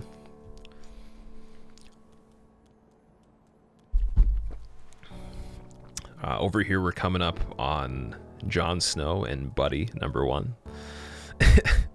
Whatever the guy's name. Maraca Man and Spear Guy, Pain Train Guy. So I throw 1 skull basically to just take the attention of the guy with the maracas, or the maces. And then I go behind this giant and I throw a skull over him usually, but see on this run how it hit the shoulder of the giant. You want to be a little bit more to the right so you can kind of arc it over. And what that does, it gives you a delay between the spear guy and you, because it puts an object between you, and it allows you to arc the skull out into the open where the spear guy is more likely to see it. But it worked out pretty well there. He was close. He was still able to run to me without attacking. You're going to run up the right side of this little cross beam here, and then we're going to hide in this cutout for a moment. I just wait for the Silver Knight to stop attacking while popping that soul there to be efficient. And then we wait for him to stop, and I start tiptoeing. Now you can use a branch again on this part, but like any part you tiptoe normally, you can use a branch.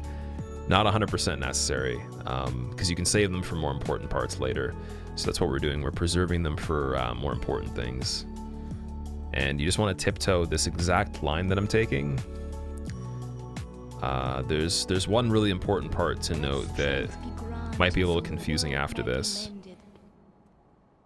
But yeah. Stay focused. So you'll get to this little cutout right here. Then you go straight, or a little bit to the side, little bit diagonal, in line with this guy facing away. It's okay to land in line with him, and you want to keep tiptoeing once you're on here. You don't want to ever take a regular footstep. That part might be unclear, but yeah, regardless, just tiptoe the whole time. You can start running as soon as you're past the other Silver Knight and the doorway is available to you. Pick up that ember and pull the lever right here. And then as this lift is coming down, perfect opportunity to pop more souls or get your inventory ready for the next fight. And the reason that people will do that is because then they don't have to sell more items. They can just buy stuff or level up immediately, right? Since you'd have to wait anyway. So you do whatever you want, but if you are just playing the game, you can just pop your souls and all that. So we're gonna crank this lever. Interesting little thing, if you want to arrive at the proper place as it arrives, you just rotate around counterclockwise or to the left to the nearest platform. It'll bring you right to there as soon as you can get there. And we're gonna light this. You can sit at it if you want to. You shouldn't need to though if you have Estus and you're doing this run. You've been doing it for a while, but let's say you're learning it still, you might want to sit at it. This guy, you can run under his attack. You'll see that right there. So if you see lightning on his weapon, if you hear the sound of it charging up too, you can run right underneath, super easy. Alternatively to that, he will do an attack that isn't lightning based, where he runs up closer to you and then just pokes. Once you see that, you're gonna have to get used to dodging that one. You can't run underneath it. So there is a bit of two scenarios. One is super unlikely, but always be aware that he might just do something else, which is that one other attack. So we're gonna go around the right side right here, inside Anor Londo. We're waiting for those fireballs to hit the pillars from those deacons in the distance. We're rotating and then lining up with this pillar right here and getting right behind it as soon as possible, right as we land down that staircase. You don't want to go down to the bottom floor of where the floor is. You want to kind of fall off of the side of it right into the pillar. Wait a second for all of the deacons on the far left side to stop shooting. You'll hear them hit the left side of the pillar, and this group of deacons as well. And then we're doing Aldrich.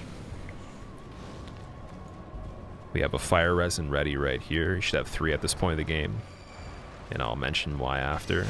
So attack his tail 4 times. With the stats we have now, it'll just be under 1600 damage. You roughly only want to hit 1600 on the first engagement, so you don't push him to phase 2 quite yet. Then you buff.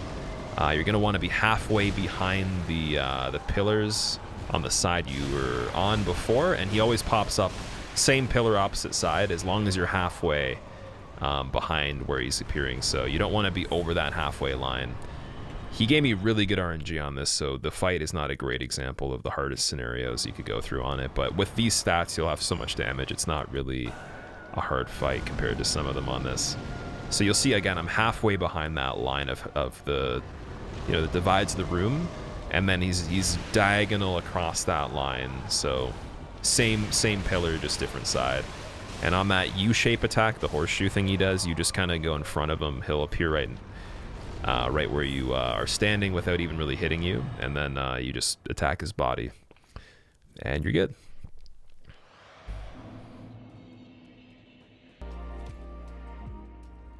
Now again, if you want better examples of the boss fights with more content in them or longer fights that are harder, I do have an SL1 0 damage run I'd recommend checking out on the same YouTube this will be on. There's a playlist for no damage, playlist for hitless, and I think there should be a low-level playlist as well. If not, I'll probably make one right after this is done. But yeah, look for the SL1 0 damage run if you really want a good example of Aldrich, especially in phase 2 and all that. But this is pretty good for the basics. So we're gonna go back to Distant Manor Bonfire, fall off right here, roll recover so you don't get hit by that Farron dart on the stairs. This guy you're gonna want to be watching. So he'll sometimes take a swing at you as you pass by, or he'll do something a little bit longer distance. But once you've actually gone by him, watch out for the fire trail attack. If he does that uppercut weird fire trail animation and you can hear it getting closer to you, just kind of stop and wait, and then dodge sideways, wait another second, and then continue, and you should be fine. But that's really all you're looking out for. That's why I'm looking behind. All the other attacks can't reach you, so it wouldn't matter as long as you're moving. This guy we buff up for. We make sure we're full health so Lloyd's Sword Ring activates, and we have the Fire Resin on. Fire Resin gives them a special animation. It's not like a stagger, but it's kind of like they freak out to it. So there's less of a chance that their attack will trade with you when you hit them if you're a little delayed. And then I backstab this last one. The second one you see I took out the same way as the first. You kind of stop in front of them, and you don't do a running attack, you do a stationary attack. So just like a on-the-spot L1. We pick up the Pale Resin right there in that corridor, open the gate. And then I'm going to actually unequip my weapon here for something special. This is a little bit of a trick that you can do. Really, really handy. Good new strat right here. So I heal up to full health with this Estus. I'm walking slowly along this ledge, and then I'm going to set up the character so that... let me see if I can get this. So I'm going to set up the character facing diagonally to the right, or sorry, the left corner, just slightly. And this doesn't have to be super precise. You just have to be roughly within this kind of fashion with the character. So I kind of just get it set up as tight to the wall as possible, facing slightly diagonal, and then you backstep, and you should be able to actually land just barely on this ledge right here. You'll have like 1 HP left, but it allows you to actually get away from a lot of the terrible stuff after this this section, right? So you skip quite a bit of things. Isn't a glitch, it isn't anything weird or anything like that. A nice little glitchless skip though. And as long as you have the dex, and also one thing to mention that I didn't already, your vitality at this point, so not the vigor, not the health, but your vitality has to be 13. You have to level it to 13 before Yorm. So after Aldrich, I believe we went back, or beforehand we had leveled to 13 vitality, so you can survive that drop. 40 dex or higher is really good at this point. If you're putting more into endurance and not dex, your dex might have to be high enough. And then just having nothing equipped for your weapons or any shields or anything like that, and you're good. So I hit the Profane Capital Bonfire for later. I roll right there on that first fireball. It sometimes crosses over the bridge, and then this one I roll for as well, waiting at that spot. There's a brick on the ground you can see right here that I'm beside. I wait right there, dodge the last one, and then I'm gonna land on this downslope. And as the character hits this downslope, I'm already setting up to roll straight into this pillar below us that you'll see. And what that does is it just stops it from needing to go another cycle, because the last fireball won't even hit you. Even if it does fire, it'll hit the wall, so it's a lot safer. It's an easy way to get down there really quickly. As long as you're set up at those positions so you can land, you have enough distance to land in those spots, you should be good.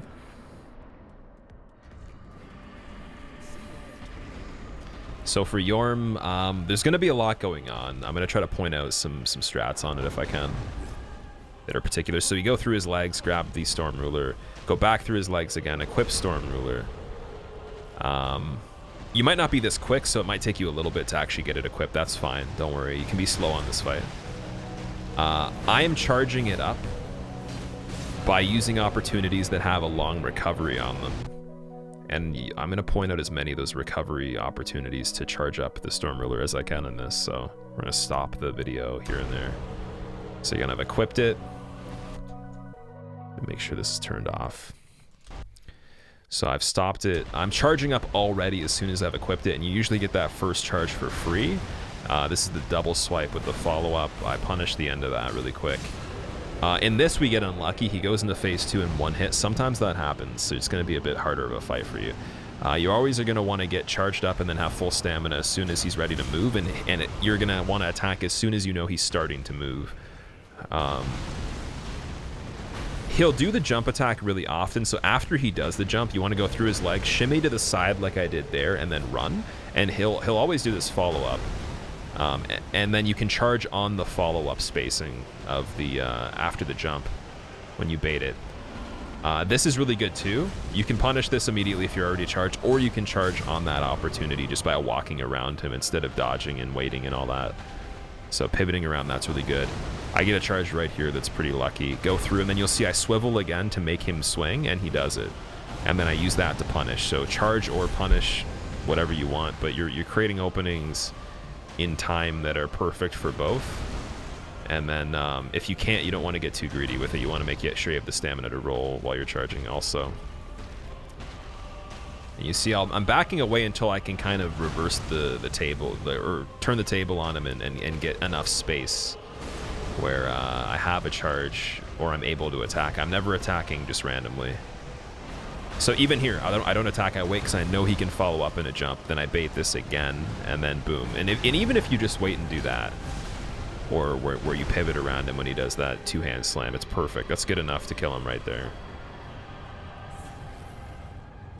And really what you're looking out for on that is if he's ever walking and he's not running towards you, he's doing a very slow walk, he'll do an instant attack. Like he'll do a very quick slash across the ground and then a slam. So you're going to want to roll immediately if you're going into him and he's walking. And you'll know what I mean. If you play enough of the game, you'll see that he does that. One other scenario, he might run up to you and he might stomp immediately and then do a slam. So you're going to have to get used to being ready to roll as soon as you approach him, almost immediately, just expecting that he could stomp. And that's something that comes with time. But by being as far away as we are in every engagement and not hanging around him for too long, we're actually preventing him from doing that as often, to the point where it's maybe only like 1% of the time you'll see it. So here I'm just popping souls as I'm going up the lift to Dragonslayer armor. We go from the Dancer bonfire that we lit earlier. Just getting everything ready. I have the Pale Resin on the first slot because he's actually weak to magic, so that's really good. We're going to actually not set up Red Tearstone Ring on this, which is something you could do. You could opt in to do that for more damage, but you will see we do so much damage that I just don't feel like I need it. So that's one example of me just taking the liberty of being faster and not getting a little bit more damage with the Red Tearstone, which you just fall off the roof for. And I'll show you that later on Princes. I think I might set it up for Princes later, so we'll see. If I don't, I'll just point it out on the way over. So for Dragonslayer armor, you're waiting to bait out this combo right here where he swings 3 times. On the third swing, he'll miss you if you run. around him. So you need to wait for the second one to be cleared. You want to space it and then like kind of swivel around him. And you can attack 3 times safely once you get really quick at it. As you're learning, only attack twice at the most, because you might be sloppy with it. And what happens in this fight is there's a scripted stagger, which you may know if you play the game a bit. We're going to go back and we're going to check that out again really quick because it's fast. So I count, I believe, on the 4th hit is when he goes down. So you just know how many hits you need to do, 4th, and I do 3. From the 4th hit, I do 3 attacks. So 4, 5, 6, and then I do 3 more. And then he gives me good RNG here. I just finish him off. But you just repeat the same combo, baiting that out, that triple combo for the second part if you can. Or little hits here and there if you're experienced with the fight to a degree. But really that sequence of when he staggers, you want to have full stamina. You want to be able to get those 3 hits on the staggered hit so you can get the most mileage out of it. And then you're going to want to get some fire bombs, some skulls ready for archives. I think I realize here I only have 2, so I might... Oh, maybe actually... Okay, so I have 1 black firebomb left. I have exactly the right amount to do this whole area, so this is actually cutting it pretty close. Before we actually go into archives, I have a secondary example from another streamer named VSweat actually ready, who does this part differently. This is the more preferred way for a lot of people. I'm one of the only people that does this differently. And my method's... It's kind of like an older method that's fine-tuned just to kind of still work, but it's not... It's really demanding. It's not as safe for most people. So here is the example from VSweat that I will show you quickly. Just let me find it. Here we go. So what he is doing here is he's going to actually have red tier stone set up from that roof over by dragonslayer armor. So if you already finished the fight with RTSR, you're fine. You carry it over. But if you have to hit the bonfire, go back for whatever reason, set it up. Sage will do this crystal soul spear. You can run right up to him, or you might have to dodge an attack that he does. And you have this poison resin on your weapon that you would have bought from the handmaid, or you could have picked it up from the swamp. There's one in the swamp that we passed by. You can look that up if you want. And because he has a lot of dex, and he's got the red tier stone, and he's got the poison, he does so much damage that the poison finishes off Sage once he teleports, and then he dies. And then the way he'll do the rest of this area, he'll just wait basically till the Sage is dead, or right here in this spot. He'll carry through, and then once he's actually up here at this ladder, all he has to do is wait for this wax mage to get into this spot right here. Runs up, he kills him. I think he actually might do something else here that's kind of weird, but yeah, he throws a skull for these thralls, and then that's like a super safe way of encompassing every enemy. He even runs to like the right here, and then he goes back across the bridge, and this is where on our run you'll see the Sage actually will be there. So my way encompasses all the methods you'd have to pull off to be able to survive with him alive still. And that's pretty much the difference between this area and what VSweat's doing. I'm going to check one other thing to see if he does the branch for the gargoyle. I don't believe he does in this. No, he doesn't. Okay, so yeah, we do that the same still. That's just one example from VSweat. Thank you for sharing that, VSweat. Give me a second to switch back really quick.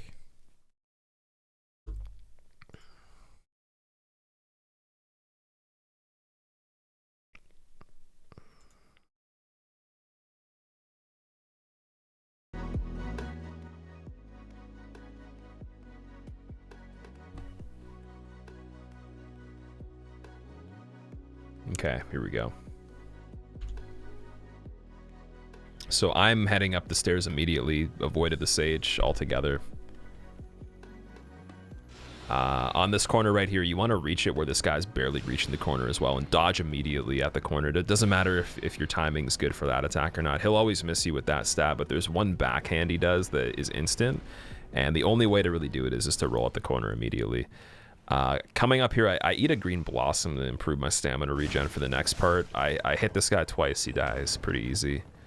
We're going to keep to the left here for these curse hands that pop out of the wall. And then as we get to this ladder, we're listening. So you'll hear the sage makes this sound. Let me just go back. I'm going to turn it up so you can hear. Well, I guess we'll just listen really carefully. So that sound that corresponds to that Crystal Soul Mass attack should be happening as soon as you decide to go up the ladder. Don't go up the ladder unless you hear that sound. That's when it's safe if you're going to do this method. If you prefer to do V-Sweat's method, that's another alternative. But this is how you do this one. So you're going to throw a firebomb as soon as you get up through this little opening here. Going to run to the wall as quick as you can. And you're going to throw a skull right there. And you're going to run around these enemies. They're going to basically just kind of miss. Run through these curse hands, run across this stretch, roll off this right here or drop, and then roll recover to the corner here. Now there's some intricacies of how things can go differently. Majorly the sage might do an attack timing that syncs up with you falling a bit better, so you're gonna have to get used to that. And you don't want to actually wait too long to go up that initial ladder with the sage, because if you do, the guy that has the candle head or whatever, he'll actually get to a spot where he can hit you as you are throwing the firebomb for the sage. So you want to make sure that within a few attacks of arriving at the ladder you can get up, or you just homeward bone and do it again. And here we're waiting for him to de-aggro completely by waiting in the corner.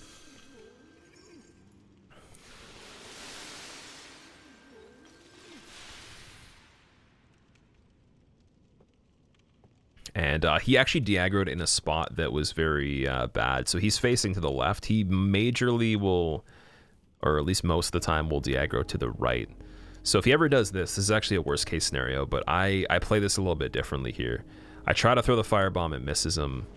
Then I realize I'm out of them. So I have to go up and actually just hit him to move him out of that spot.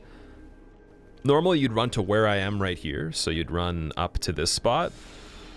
I'll pause right where you'd throw the firebomb. He would be de-aggroed and then just turning to look at you, and at this stair right here, you'd be targeting him and throwing the firebomb. It would arc over the staircase right here perfectly, and then he'd get moved and you just keep running. But let's say worst case scenario, he's facing this way when he de-aggroes and not this way. Then you just wait for him to do Soul Shower, anticipate whatever attack he's gonna do, dodge it, run up and hit him like this. It's on the recovery and it's safe, you should be good, and you'll move him. And then you really want to get out of the way of that guy by running to the left, running straight.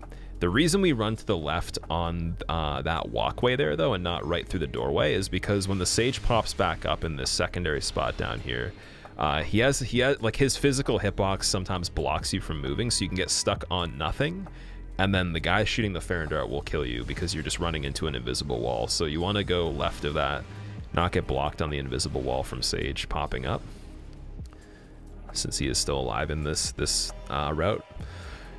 And then we're gonna go over here, we're gonna get this black firebomb ready. I'd recommend having a lot more firebombs at this point if you can before going to archives, just in case you miss this. So you're gonna kind of line up and roughly throw a firebomb so it arcs over the roof and hits somewhere in that region over on the other side. And it doesn't have to be super precise. It looks a lot harder than it is, but it doesn't have to be super precise. And mostly all the time you'll get the gargoyle if you do it from the right distance. And then here you're just waiting at this spot on the floor that I tiptoed into, and I'm facing that way as well. I'm not facing any other direction, and I'm just waiting for the gargoyle to approach. And he does a glide attack. I rolled to the left immediately as I see him do that, as you normally would. He dunks himself into the opening. Let's say he does something else. He does like a 3-poke combo. He does the delayed flying swipe. He does just one single 2-hand slam. As long as you are familiar with those attacks, you practice the scenarios enough, you'll be able to get him dunked into the hole there. And if you don't, you'll still get him delayed enough to run around him, and then you can just look behind you and try to, you know, escape. It should be fine. I throw a skull for the thralls right there on the corner, get the skulls ready for these guys right here. I run roughly up to this spot and throw it as high in the air as I can. Out there it attracts all 3 of them, go on the right. I kind of cut into this wall to block my back for a second, and I'm watching this caster because she'll do a delayed soul spear from time to time that goes through that doorway and snipes you as you're going up the next staircase here. So you want to look back on that, and then a skull over to the left, or sorry, the right. The right on this part, roughly having full stamina. all the way to this part, and then you'll see an arrow passes by me. That's my cue to regen some stamina, and then I start sprinting again a second later, looking out for the spear guys on the stairs if they poke. So this scenario right here actually is something worth talking about.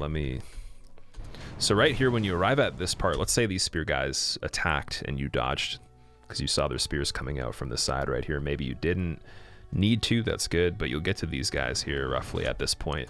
This guy will either do 2 attacks or he'll stab. He does a stab here, so that what that means is all I have to do is roll once, and then I can anticipate this next guy's attack. They'll be missing by a little bit because you're running on the less dominant side of their body with the weapon hand and all that. So that's good. And then this last guy buffs over here, so he'll do a running stab attack or a running overhead attack, similar to that Lothric Knight with the Great Sword in Barracks after Dancer earlier on. And you're gonna want to get good at doing a really delayed run through here and roll at the last second. So that's something to look out for. They can all buff, that's the best scenario, but if this guy ever attacks twice, what you do is you roll the second time as if you're dodging this guy, and no matter what, this guy right here, whatever he does, always misses you. If your second roll as if you're rolling both the attacks from this guy, if you see him do like 1 and then a 2, and no matter what, you don't have to pay attention to this guy. He'll always miss you no matter what, as long as you're going forward. There's nothing that can go wrong at that point. So you just want to differentiate between if he's doing 1 stab and you're rolling once and you're waiting. See how I waited for a second, I ran, and then I rolled again, or doing a double roll if he attacks twice. Then there's that last guy and you're good. And once you've made it to this part, if you're doing the any percent of hitless, which is the mandatory bosses, then you're pretty much done all the running areas. So congratulations. And then we're just popping the last few souls we have left over. We send this lift back up to go to the lower portion of it and get a slab to get +10. And that's pretty important. That means our weapon is maxed out at this point.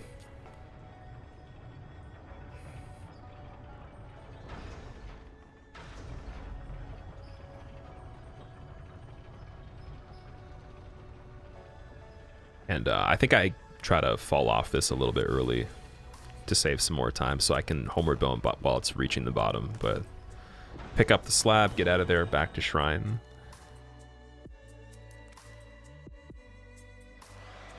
And what we're doing here at this point is just I think we're buying some materials, right, or some items. We buy all the lightning pine resin, all the lightning bundles, all the dark resin, some more bones, and some green blossoms, I believe, as well. So 11 and 11 of those.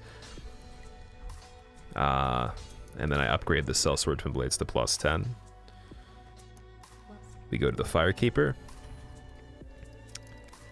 Dex goes up to 56, so our endurance at this point is 20, just to let you know.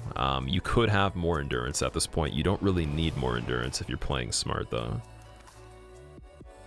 And again, for anyone that's watching this in chat right now, because I am commentating this live, there's no script, I'm just kind of freestyling with it. Anyone that's in chat right now, you guys can make questions that I can answer at the end. If you want to know anything about a certain part, just write it down if you can, or just keep it in mind, and I can do like a 10-minute segment at the end where I answer questions. Because I know this is very fast. It's very hard to keep up with without having to go back and slow things down or listen to. And that's what it's meant for, is that you should return to it multiple times during the process of learning this, and just refer to little scenarios here and there, just so you know the basics of it. So I don't set up red tier stone ring for princes. You can go right of this elevator instead to the roof and drop off the roof twice to set it up. You should be able to go off twice from the highest part, and then once from the level part of the roof where there's no extra peak to it, and you should be in RTSR. Or you can use the ladder to set it up if you feel safer with doing that. We have lightning resin ready for princes and a green blossom that I will take before the fight. Beginning of the fight happens, I buff right here, and you can actually see Lorien will teleport right here as well. He starts off with a swipe. When he does the swipe, you're gonna have to roll a little bit delayed. The alternative situation is that he does a slam, which is really quick, so that's the mix-up of quick versus the slower situation. It's a 50-50 on this. This is worse RNG for killing him fast, but you're probably not going to want to worry about being too quick, so we're just going to kind of roll with it. You dodge once, dodge again, get one hit on this, and then pops up again with the slam. We get behind him, we attack. This fight's pretty hard to understand if you're on a very basic level with it, but the goal is actually being that we're staying behind him, and we're getting him to not teleport as often because we're behind him. And you'll notice this, and I'll rotate around, I'll sprint, whatever I can to stay behind. I'm playing pretty aggressively, using a little bit of a speedrun method in combination with the regular stuff we're doing. And now because his health is pretty low, we're backing up to the doorway for setting up for phase 2 here. So I know I'm close enough to the door to run to it, so I can start dodging these projectiles, and I set up on the fog gate and I roll back and forth. You might get hit doing this in the beginning because you might not be used to how they release. But we'll go back one more time for this and look at it. You'll see there's an initial bundle right here. So we got one, and then we got another one. And then there's a part where there's 2 of them. Right there, you see there's 2 of them. And then there's one, and then 1. I guess 2 at the end. Fairly easy. Green Blossom as he's approaching you. And then you're going to start running into the fog gate. And you're going to get used to the dodging. And you're going to dodge both the attacks as they do the double swipe. And then rotate the camera as soon as they're next to you. And then you're basically just doing this. And repeating. And you're watching your stamina if you can here and there. You should have enough to be fine. If you had a Green Blossom right before this part. But always mind your stamina here, and you're just rolling 1, 2 into the fog gate, and then doing a roll attack if you can. And if you attack, the arc of the weapon should hit his brother as well. That's a super cheesy way of doing this that prevents a glitch from happening, which involves them teleporting onto a chair in the game, locking you off of their character model, which in result makes it impossible to know where they're going to appear, and then you're just guessing at that point. So it's not very, very good. So I get out of there. Then we're going back to Firelink. We're going to be dropping off all the ashes on the thrones.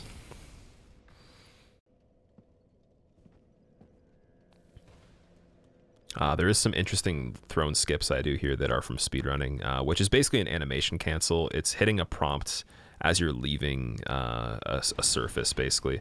So you'll see my toe actually is hanging off on this one, and I drop right off the collision there. Normally, you'd have to actually sit there and wait for the animation to continue, but it cancels part of it. And then as I'm running off of here, too, this isn't important to know for this run, but it's just a little trick that I might as well shout out if you don't understand how it works. It's similar to picking up items while leaving the ledge simultaneously, so you don't have to wait. And then here, because I've hit the prompt on the controller, you see that I tapped A in midair, and you can still see the prompt on the screen. It actually just cancels the entire animation as I fall, saving quite a bit of time. Pretty good. Then as the Firekeeper's coming over, we do our final level ups before Cinder. I pop the Prince's Soul in her face because I'm rude. And then I think we get around 60 dex and 21 endurance. I prefer 2260 for Cinder at this point, but we had 1 level less. That's fine. But yeah, 22 endurance for Cinder's fine. I don't see a problem with that. If you're wanting to keep it on the lower side, at least, like I am. 11 more skulls for the DLC, 11 black firebombs for Curse-Rotted Greatwood, and then I think I spend the rest on skulls again. So that was roughly 19 skulls I bought there. Mainly what you want is you just want the 11 black firebombs and spend the rest of all of what you have on the skulls, just so you have enough for the rest of the game. And here we're setting up Red Tear Stone. Oh wait, I actually just missed that part. Yeah, so from patches, you jump off of here. And with the stats you have, you should be able to get Red Tear Stone instantly. So just a little note. And that basically saves the hassle of setting it up right on these stairs a million times. You're going to switch on Red Tear Stone, of course. The rings for this run.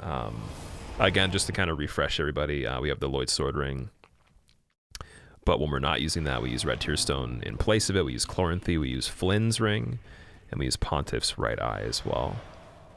You can kind of see them there if you're just unclear on that at this point. We switch on the gold pine resin for cinder. This is probably the hardest fight in the run. Actually, considering we're doing the DLC, it's one of the hardest fights. I can't say for everybody it'll be the hardest, but it's my least favorite out of the challenging ones. Kind of annoying. So we're gonna pop a green blossom and a gold resin immediately. Cinder does a lot of combos, but he doesn't always follow them up. So what you're actually aiming to do is get in a spot where he cannot follow up the combo, and that's slightly to the right of him. So you'll see I wait for a second to check to swing. I don't do roll attacks on this. And any attack that has fire for his sword phase is a bigger delay before his next attack. It's a bigger attack, so it takes longer for him to recover. Those are really good to punish as well, if you're unsure. Javelin phase, we're rolling to the side. We're always strafing right on it, never left. And then we back up and we go forward and roll under these two spins. Rotating to the right again. This is one of the hardest things you can probably do just because it's super fast. There's no like trick to it. It's really just you just really have to be really good at reacting to everything on a moment's notice, and it's pretty random as well. So I'm squatting here just to be really rude. And then I attack him twice, and as I'm escaping, I roll 2 more times. You don't have to do that. You can attack him once and then just run away completely. That's completely fine. This lightning attack, roll through it, roll attack, punish, back away. And you're going to see there's going to be like a push and pull kind of, so we're kind of getting in and then we're getting out, and we're repeating that when it's safe. If he goes for a grab, you can roll that, punish it. Completely fine. Lightning again, so we roll in, we attack. This little jump attack right here, so what he'll do is actually, it's not like the two-handed jump attack where it just finishes. He'll always have a chance of following this up in 2 different attacks, so it's a 50-50 after the initial jump of either a 2-hand slam or a thrust. As long as you're rotating around him, it's the same thing, it doesn't matter. One is just a little bit worse in the case that it will clip you if you're too close, so you can't be sloppy on the thrust one. But on this one, he's doing the 2-hand slam. You see we run around him until he's about to slam. Attack as soon as the sword hits the ground, safe. Get ready for the next follow-up. He'll usually go for a fast attack after that in a lot of cases. And now, my job here isn't to teach you how to fight Cinder like a pro or anything, because there's so much information to it with all the different attacks, and you know, you're gonna have to like build the skill of like assessing the situation, reacting properly, whatever. But that's basically you know, some scenarios there that I could point out on this run that would help. And if you want any more information or visual examples of me doing the fight perfectly from a standpoint of less damage, where it's taking place over a longer period, again, go to the SL1 no damage all boss run that I did on the YouTube. It should be in the no damage playlist. It might even be in the like a low level playlist or an SL1 playlist. And that's going to be an even better example for the fights, but because you're going to be using twin blades and leveling the character, you'll have the advantage of killing him faster. So that would serve the purpose of showing more examples, since we can't on this. Or at least that easily, right? So that is any percent done. Then you're going to go to the Firekeeper, 64 dex, so I just keep putting dex in at this point. I'm trying to get to around 70 to 80 for the DLC, actually, so... That's a little bit ridiculous. You don't need that, but for Halflight, it actually helps having every last point that you can, especially with this new method that we're doing, but it also helps having endurance too. So one thing I can point out in this run that you'll see later, and I'll mention it again, is you could spec more endurance the entire time you're doing this, and it's going to benefit you a lot on Halflight, especially if you're doing all the content, you're trying to kill Halflight, and you're using this new method. It really benefits a lot more from having a lot of endurance, so... It's one thing that I remember that this should be mentioned. So on Greatwood, we're getting the black fire bombs ready that we got from patches. We're going to use these to kill these workers right here. Kind of keeping a little bit of a distance. I go for a particular order of them. I go for this one first. He's a one-shot. That's a one-shot. This guy, I think he takes 2. The guy with the hook. For some reason, he's super beefy. I have no idea why. That guy missed because I suck, and then you're gonna find out I actually cheated the entire time. We use Game Shark. It's not real. All right. So those guys get taken out. This last guy I do a running attack on as I'm approaching Greatwood. This is like one of the easiest things ever. He'll just get destroyed because it's such an early boss. You're doing it really prepared with a lot of stats, lots of damage. After you pop the hand and the leg, I wait behind this wall and he instantly will just plunge. Like he won't do any other attack when you're in that spot. It's a little bit of a speedrunning trick. I don't know why, but he just doesn't do any other attack after that. You hit the leg sack right there and then the main one. Pick up the homeward bone. By the time you've done that, you'll hear the sound to homeward bone out of there. If you're going to be fancy like this run and you're going to try to homeward bone before the actual text pops up, make sure you hear that sound that the boss is dead, or you're going to have to do it a second time. I've done that on many runs, and I've had to run back, and sometimes it goes well, sometimes you make a mistake on that second attempt and then it's not worth it, right? So here we're going to Old Demon King. Gonna get a pale resin ready because he's weak to magic. The second one we have left over from dragonslayer armor earlier will be the one that we'll use.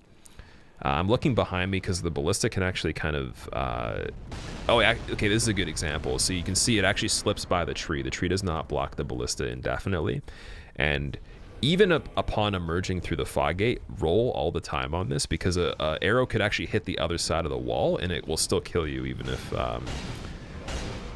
you're on the other side of the fog gate. So make sure you do that. I hit him a few times in the side of the leg here at the beginning. You'll notice I'm never tucked in underneath his tail or where his butt is because there's a spot on him that will actually just give you an instant damage and stagger tick. So I don't know why, but it will just do that. It's broken. They never fixed it. I always kind of keep a little bit of a distance or just straight up go for his tail. So side of the leg or tail, but never in between those two in that pocket. It gets a little sketchy here, so I always back up to wait for a good opportunity. If you want to play this very slow, this is a good way to do it. I think a lot of people might have done this on their first playthrough. But you have a lot of damage, so all you're waiting for is a good opportunity. Right here he's doing the lava stream. I run in, and it's over. I mainly just wait for that. And then we homeward bone. And that's another one of the easiest bosses that we save for later. Leveling up again. So now we're at 65. The precise nature of these levels isn't important. You don't have to actually have the exact same amount at this point because you have over 60 decks. You're already doing a lot. So you don't have to follow this religiously. But yeah.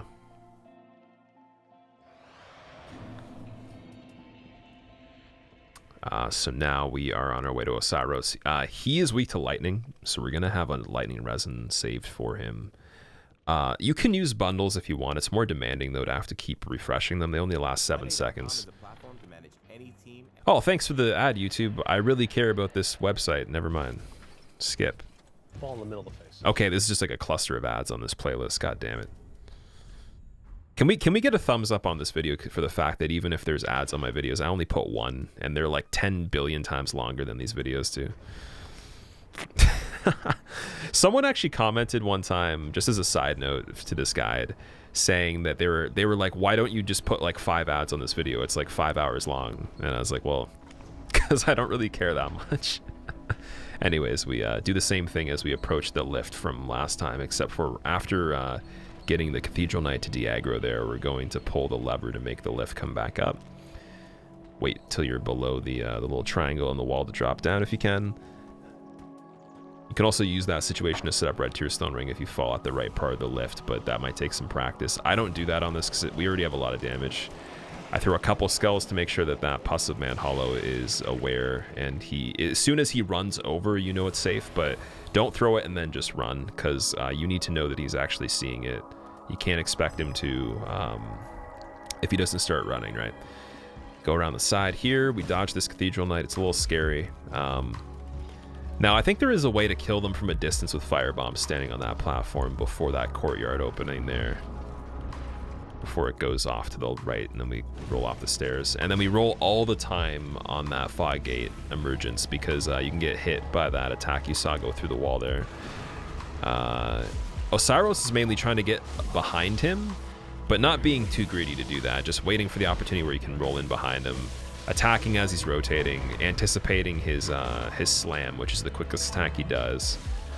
And then he should be in phase 2 pretty quickly. You're going to go for just a full bar of stamina on this part, wait for it to come back, roll to the right as he tail spins, roll to the right again with one attack in between. And then at this point, there is a scenario where we're going to have to talk about it a bit more. So let me put this back down a bit. So we're going to actually have him spin, and then at this point, if he's not dead, he's going to turn around and he's going to do one of two things.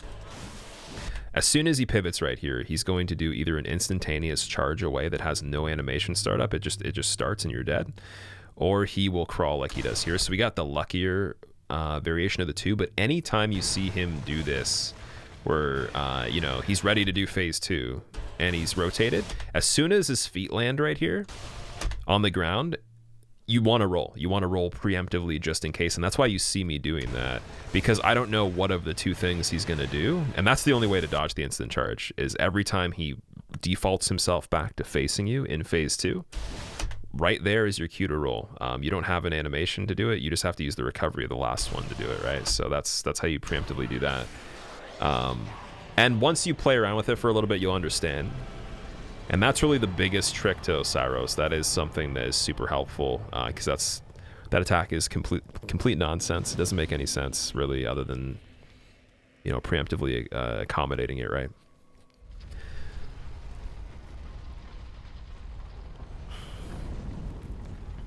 So we're gonna go back down here. This is actually why we saved one of the branches earlier. We were going to creep up on this guy. It's kind of funny.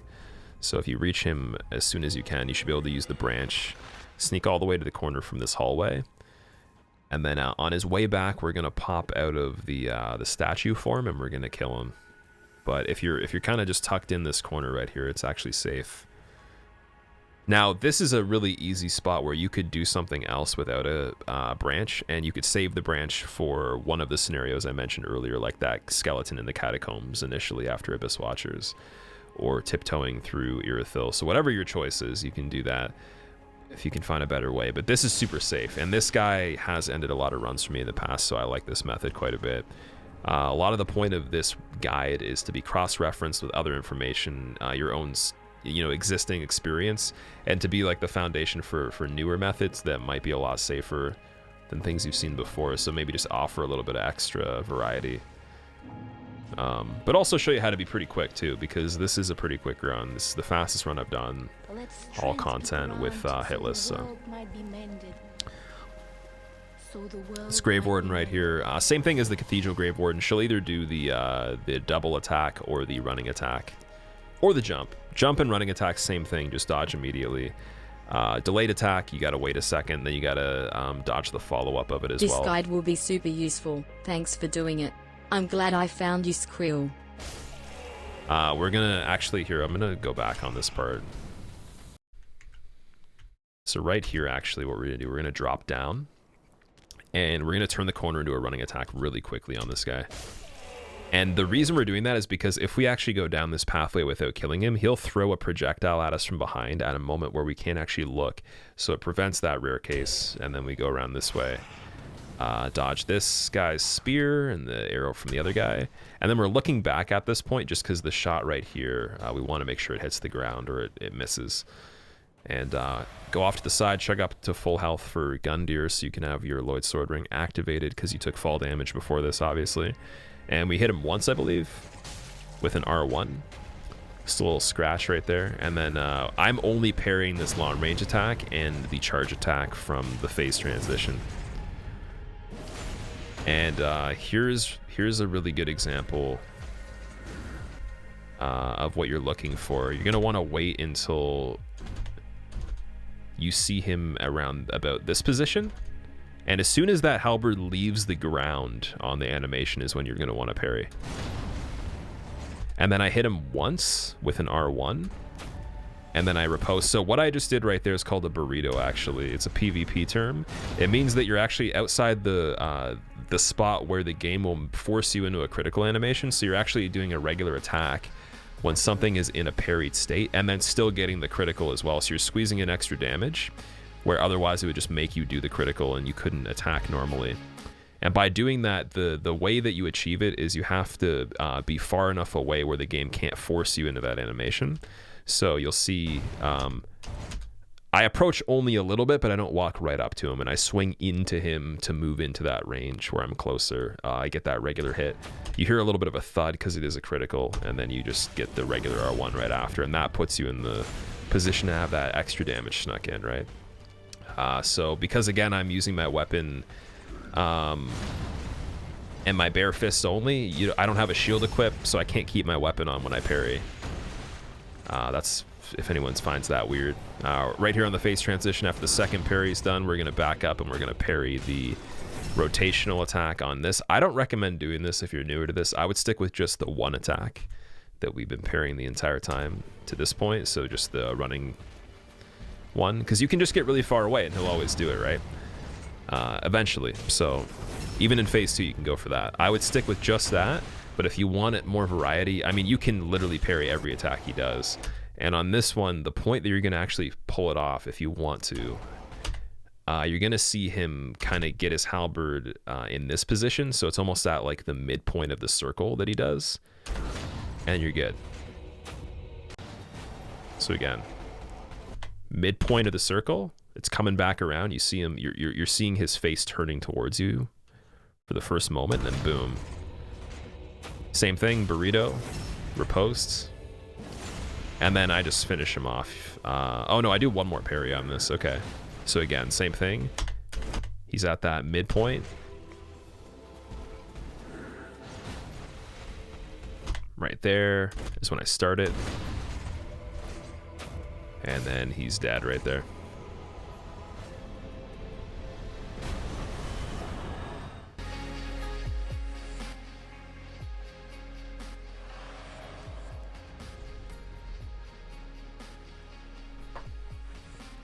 So I'm going to sell some souls that I've acquired right here from the optional bosses, because we've kind of just been back-to-back destroying them.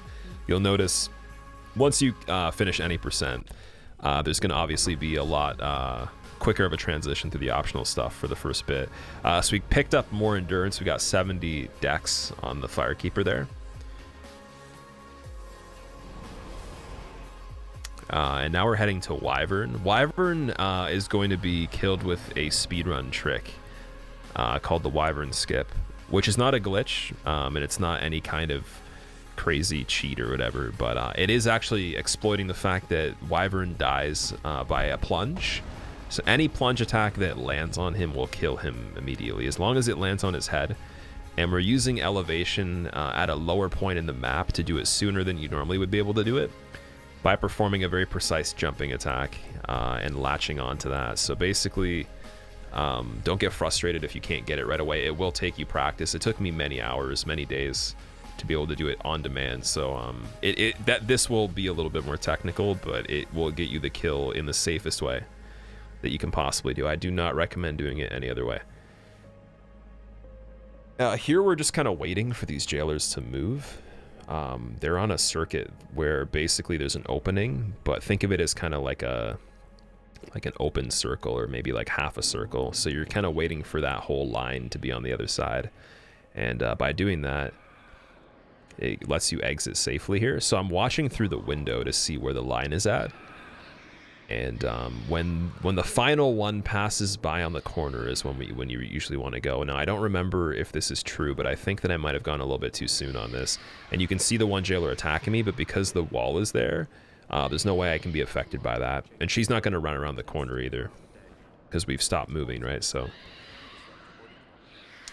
even if you do get them to attack you through the wall, you're pretty safe. Just don't move around or run or roll or panic. Just kind of tiptoe back out of the way. And I think this is when we go for it, coming up in a moment. So I go here, this jailer turns, she tries to cast. I would have waited a little longer if I were you. Just a little bit longer. And yeah, you're out of there at that point. You can get used to that. It's pretty easy to feel out. So we get the Path of the Dragon Jester, as you would know if you beat the game, but right after Osiros, to be able to use on that carpet right there, so we can go to this area.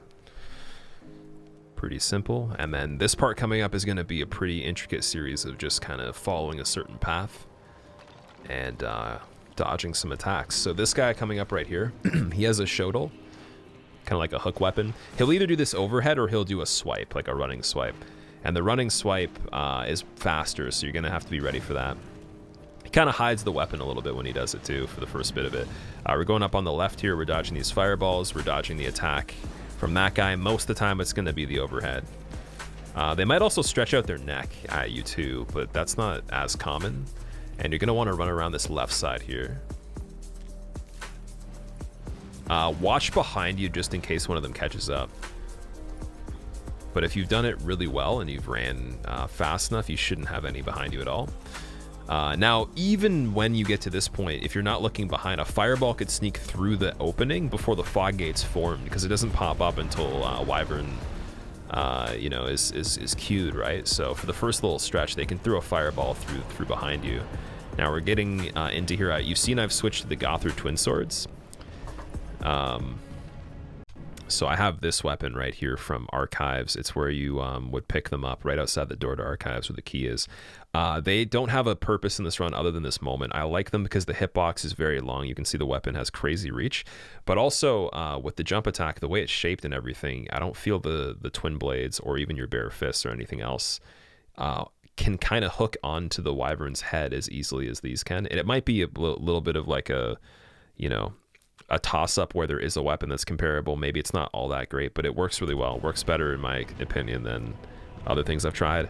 And what we're doing here is we're trying to basically make it so that we're about this far away. We're behind these plants right here, or these patches of grass, about this far away. And you'll see him kind of get in this position where he's shimmying a bit, and he'll shimmy his neck to the side, and then he'll wait. And when he does that, he's about to put his head down to breathe the straight line of fire. And as soon as the head goes up, you want to start running. You want to be around this point. And if his head actually reaches the ground before you've turned on this corner, you have the right timing and it's good. And all you will do, and it's hard to see right here, but I'm going to basically be pivoting onto this ledge. So I'm doing like a semicircle, and I'm doing a running R2 diagonally backwards into the right corner of the screen again. So you're going to have to practice the motion of that. This is going to take hours to get down 100% consistently, but you need to kind of run up where the ledge lets you pivot onto it, and then again do a semicircle into a diagonal R2 off the ledge backwards onto his head. And it's really hard to see, but if you do it right, at that point where his head is lowered, as long as it's just hit the ground when you're about to go on the ledge, it's perfect. Common mistakes with it of how you're going to miss it is if you go too soon and his head's lowering as you're doing it, or you go too late and his head's been down there for too long. So as long as that's the case, you should be pretty solid on that. Doesn't make a difference? Okay, so someone in chat told me it might not make a difference with the Gothru Twin Swords. So do whatever you want. Looks cool. Probably is roughly the same thing. I might have just got better at the whole thing. So if you want to call me out for the hitbox on it being the same, go for it. But yeah. Visions of SSJ3 Goku low air fit cosplayer head. It is visibly a longer weapon, so I figured that maybe it would help.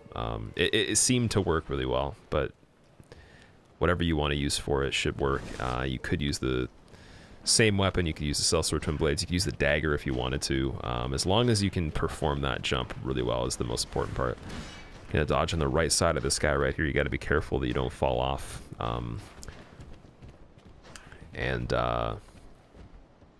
This is interesting. There's multiple ways to do this part. I do it a little bit less meta than some people. There's a way more common way of doing this now that's different. So the difference with me is I don't actually back away and let the wyvern that's going to land fly away before going. I kind of just hide in a corner and then go underneath him. So you might see the other method where people back up to the windowsill that we're going to pass by on the left, and they will wait there and he'll fly away. But for this first part though, what I do is I run up this small staircase. As soon as this armadillo starts rolling, you'll see that I roll into him as well, but along the right side of his body. So on the right half of him, just on the edge of the stairs here. You see I'm rolling on the right side of him like that, and then he clears me. And then we're sprinting with wasting no time right into this corner. And as soon as he lands, we're moving from that spot. And he flew, so we got good RNG. Typically, he'll stomp with either the feet. He might do a tail swipe, which is something you're gonna have to anticipate and dodge, but it's pretty rare. But yeah, stomp or flying with the fire is really good.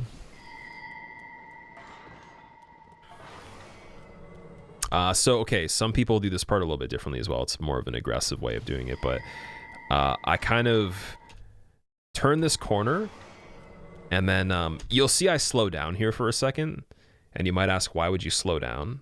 But watch what happens. So I've slowed down, and then this lady's about to get her whip out right here and try to get me, but you'll see the soul mask that she spawned above her head. It tracks me, and then because I was in this spot right here previously and I was slower, it'll go to where I was right before I start sprinting, and it'll all hit the wall and miss me. And that clears out the attack, so you don't have to run full speed and then have it chase you through the opening and then dodge to the side or whatever. It makes it track it right in the corner. Turn the corner, pull the lever on this. Watching behind us just in case there's a blind shot from the hallway where the caster is. And then once you've lit the bonfire, you're pretty safe. Now we're going to be doing Nameless. Nameless is going to be comprised of mainly trying to hit the head of his dragon. Never go underneath him, because in phase 1, if you go underneath, he'll do wind or fire, which is really bad. And it just wastes a lot of time. His feet aren't worth hitting. You only want to hit the face of his dragon. It does the most damage, staggers him the quickest. On the intro here, I think I might get a fancy hit. There's a scenario where if he flies towards you... Oh no, okay, this isn't the same thing, so... Out of the beginning, there's a 50-50 if you have a certain distance, like I do here. He'll either fly, cross over your head, and then land, getting ready to do like the next attack on the other side of you from where you started, or he will do what he did right here, so a dive bomb, stab into the ground, roll that, and then you can attack his dragon's head a few times here. I missed, so I didn't stagger him as soon as I could. But let's say you hit every attack you can out of that roll. Right here when I hit him, he will stagger, and then the fight's over as far as first phase is concerned. And that's the quickest way to do that. So now I'm going to have to delay dodge the delayed lightning, because I don't have Carthus Blood Ring on this run, which is another thing I'd recommend getting if you are struggling with roll timing. It's only one extra iframe, but I roll way far away from the lightning, so the splash can't get me from that, because it is a lingering attack on that lightning. And then here we're rolling directly into him, we're roll attacking, and we're repeating that as far as he follows up, because this will force him to follow up the attack with consecutive stabs on occasions, and you want to bait that if you can. Same thing here, but he doesn't go for it. And now he's already at half health. We're rotating around him to space the shockwave that comes out from this attack, and because the way I did it, it will track in a spot where I was previously, and it'll miss me if I move exactly like this, so that when you come back around him after doing that semicircle to the side to get out of the way of the attack, it disperses on either side of him, and you're in line with him, so it misses you. And then you're trying to get this stagger, and it basically will be over at that point. Those are some major elements to look out for that, but of course it can go into more detail. I'd recommend, again, looking at the SL1 no damage run for any of these harder boss fights that I've done, because that's a really good example of, you know, a very low amount of advantages, lower damage extended over a longer period of time with more attacks. You know, scarier fights overall, which means more examples. So there. Let's see, what did we get? Sorry, just missing that. So we got 4 more green blossoms. Green blossoms aren't super necessary on this, but I was just getting them because this was for a tournament, and I wanted to make sure that I had all the advantages that I could. And now we're going to the first DLC.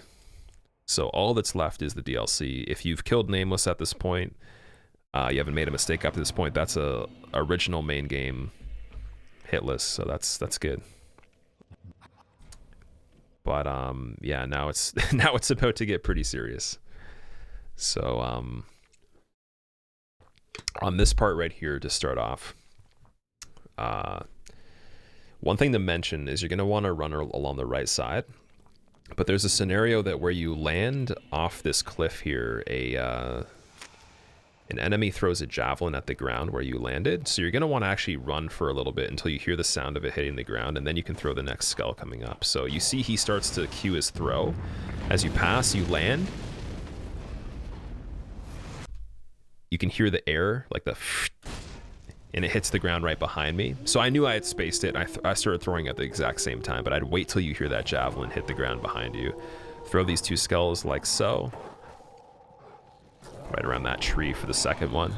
And all those dogs will get occupied. Now here, because the dogs can catch up still, you're going to want to have...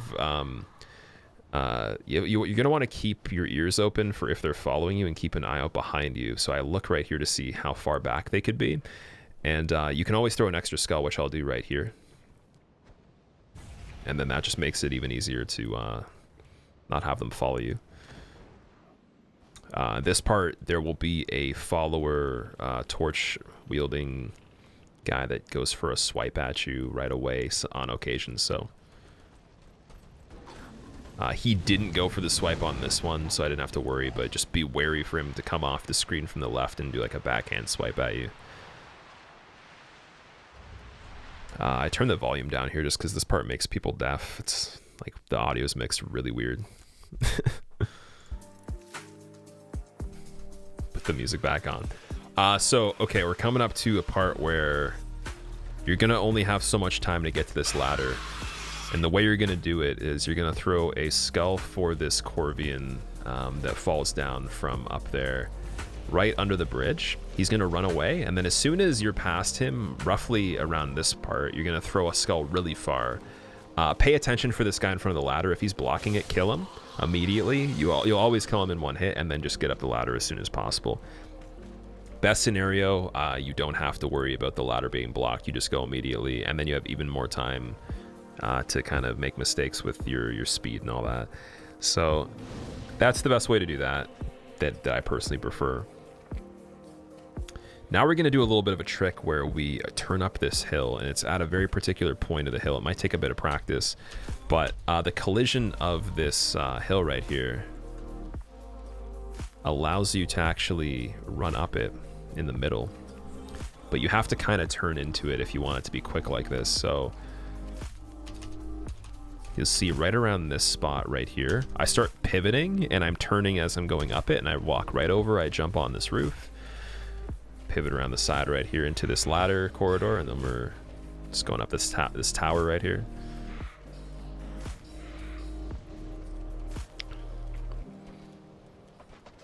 And that might take a bit of practice to get up that hill, but it should be fine after a while. You'll be able to understand it. You can you can be a lot slower on that too. It's safe to be slower on it, just not way too slow.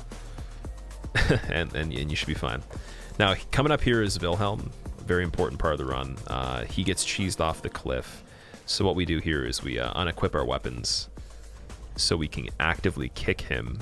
And this is where you're gonna have to be pretty good at kicks, or you're gonna have to use a knife to spam him backwards. I prefer the kicks a lot more. They're a little bit tricky to do. Some people can't do them consistently, so you're gonna have to practice this. There's other methods you could find that work for this part differently as well.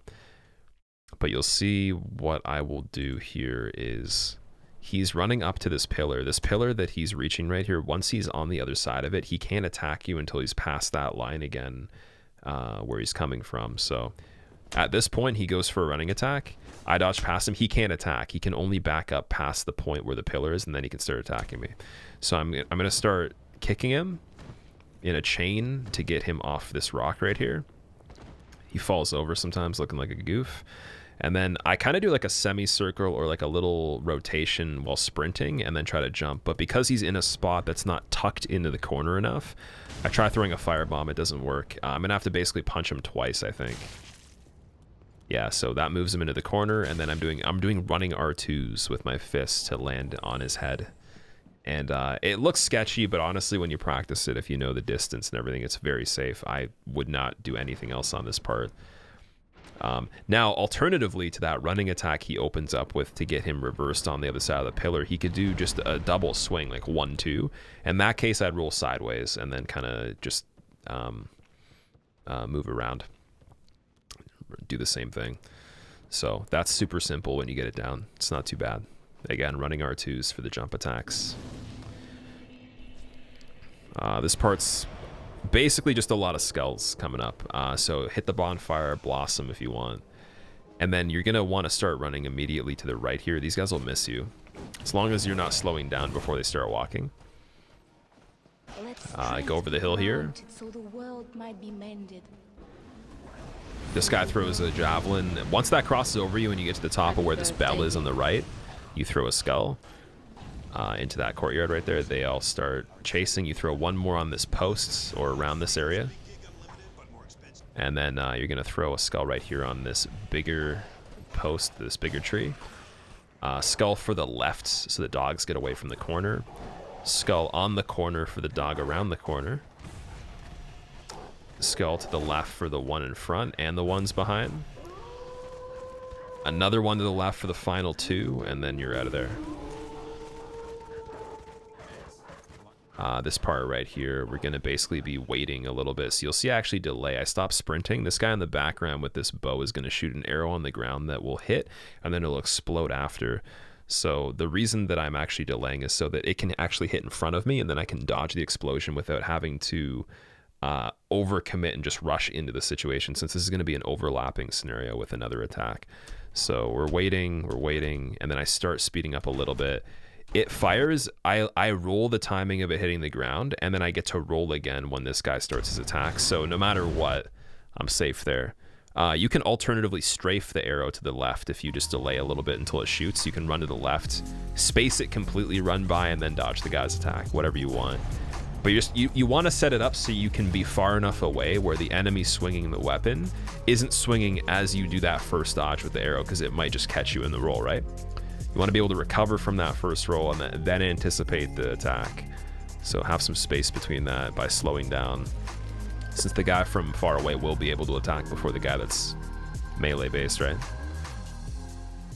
So we're running around the right side over here to this doorway, coming up on what I would believe is Frida first, and then we do Grave Tender last. So we're opening this door. I think I grabbed Frostbite Ring from Frida at this point just to save a little bit of time. I go right over here, I just pick it up. Very, very good to prevent Frostbite, since it can build up in like a second, so you don't want that. I think I do, oh yeah, I sit at the bonfire here. That's important, because there could be actually some of those dogs that were in the previous area still chasing you all the way to this point. I've had one make it to the bonfire.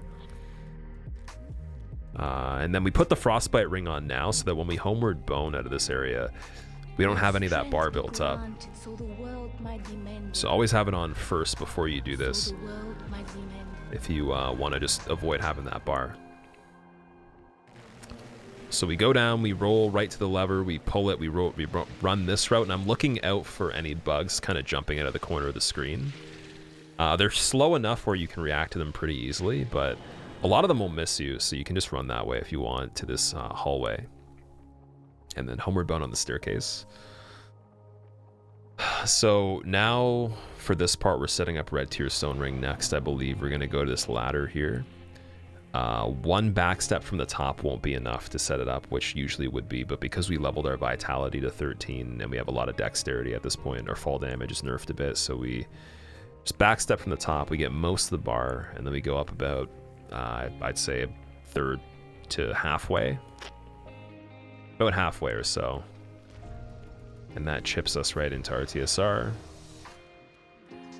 which we switch out for Lloyd Sword Ring. I get Dark Resin ready for Frida. A lot of those Dark Resins I bought from patches are for the DLC bosses in the late game.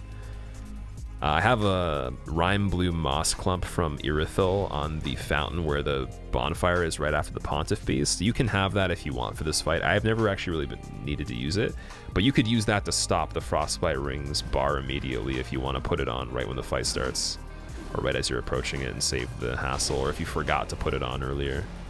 Just gets rid of that Frostbite bar. For Frida, we're baiting out attacks. And then we're basically going in and punishing on the end of the combos. This big attack right here, what you're going to want to do is basically dodge it. I'm going to actually play this back again. We're going to have her jump in the air here. So in this stance that she's in, she can basically do a double spin attack if you're close enough. And sometimes she'll try to approach you to do it, but at this distance, her only option out of that stance is to do the jump. And we roll it, and then as we are recovering from it, the ice actually goes behind her too, and then it explodes on a delay. So we're actually going to kind of run a semicircle around the outside, probably about 5 feet away from her back, and then turn back in as it explodes, and then get the backstab right there. And then we follow up with a charged R2 right here, and that's it. And we just back up. When she becomes invisible, so you'll see actually where the snow trail is in the ground. If it kicks off to the left side, she's gone to the right. If it kicks off to the right, she's gone to the left. If it's a direct like pillar up through the center, then she's jumped over your head to the other side. You'll get used to that. So as soon as you can track her down, get around, rotate, get a backstab, charged R2 to follow up, and then I do an L1 to finish her after the charged R2 because her health is low. And then at the beginning of this part, we do something very weird to create a situation that is a possibility. So it's not guaranteed, but I'm basically looking to get a really quick phase 2 here by making her jump away from Father Ariandel. So she input reads consumables at the beginning of phase 2, meaning if I throw this firebomb, regardless of if it hits her or not, she'll just jump as a response to basically using any kind of item, whether it's your healing or whatever. The game tells the enemy, okay, you're doing something where you're open for getting attacked, so she tries to get to you really quickly, which separates her from him, and then you start running. You'll see she tries to swipe at me, but she can't get to me. And then because I've approached him pretty quickly after throwing that firebomb, he has the chance to do the fire attack. And when he does this fire attack, this is the best scenario you can get on phase 2 right off the bat. This is what you want on speedruns too. And you'll see she kind of lanes the ice down the right side, but I can just walk beside it and start spamming at him. And because all the health that's been taken, she goes away to heal him. And then I just punish her by getting away from a safe distance on his combo and then just getting the backstab following it up. I play it pretty safe here. You could just hang around him and spam him to death while paying attention to the ice trails. But I just finish him off right here. Very, very quick phase 2. If it doesn't work out that way and he does the other attacks like the crawling bowl attack or the swinging one, just kind of wait till he's recovered and then just get an attack. Chip him down a little bit, get away. Punish her with a backstab on the heels as long as she's not right beside him in the radius of where he would explode with the bigger attacks. I buff right before she does on this, and then we're actually doing a little bit of like a sprint running around the right side as she's in the air here. So what this achieves is we're able to actually be in a really good spot when she lands. I'll show you why. So basically, again, rotating, and then as soon as she's at the peak of the jump, we're running. She slams, we stop running. We do a stationary L1 as she's pulling her weapon out of the ground, which gets a little bit of bonus damage. And then because she's still able to be backstabbed, she's open. We've done a bit of damage already, and then we go in for the critical, the actual backstab. And that's a really good way to get it started off with a lot of damage. Follow up with the charge R2 again. She does the same thing as phase 1, where you'll see that the snow is going up in a streak vertically. She jumped over my head. You can see her land actually really briefly. If you turn the camera, you'll be able to catch it. And then again, she'll do these uppercuts with these ice carpets. Whatever direction you see the ice kick up from, or the snow, opposite of that is where she went. Same thing as phase 1 when we were describing any kind of situation with invisibility. This attack happens again at a distance. You're always going to want to just strafe it and then roll, as it kind of puts like a little bit of a tunnel down the middle.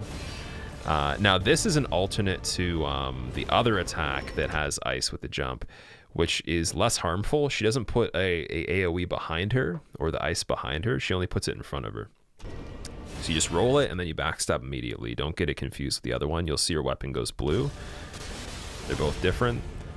Charge R2 to follow up. Every time you get the backstab, and I just finish her with an R1 there because we're already done at that point. Now there's some other scenarios where she'll do other attacks. Again, watch the SL1 damage list run on the YouTube that we have if you want to see really good examples of super long fights with no red tier stone ring for more damage and no stats at all. you know, just basically a +10 broadsword. So I actually just light the bonfire for DLC 2 to get ready, and then I actually go back to DLC 1 again, a little faster, and then we go backwards out of the chapel to go to Gravetender.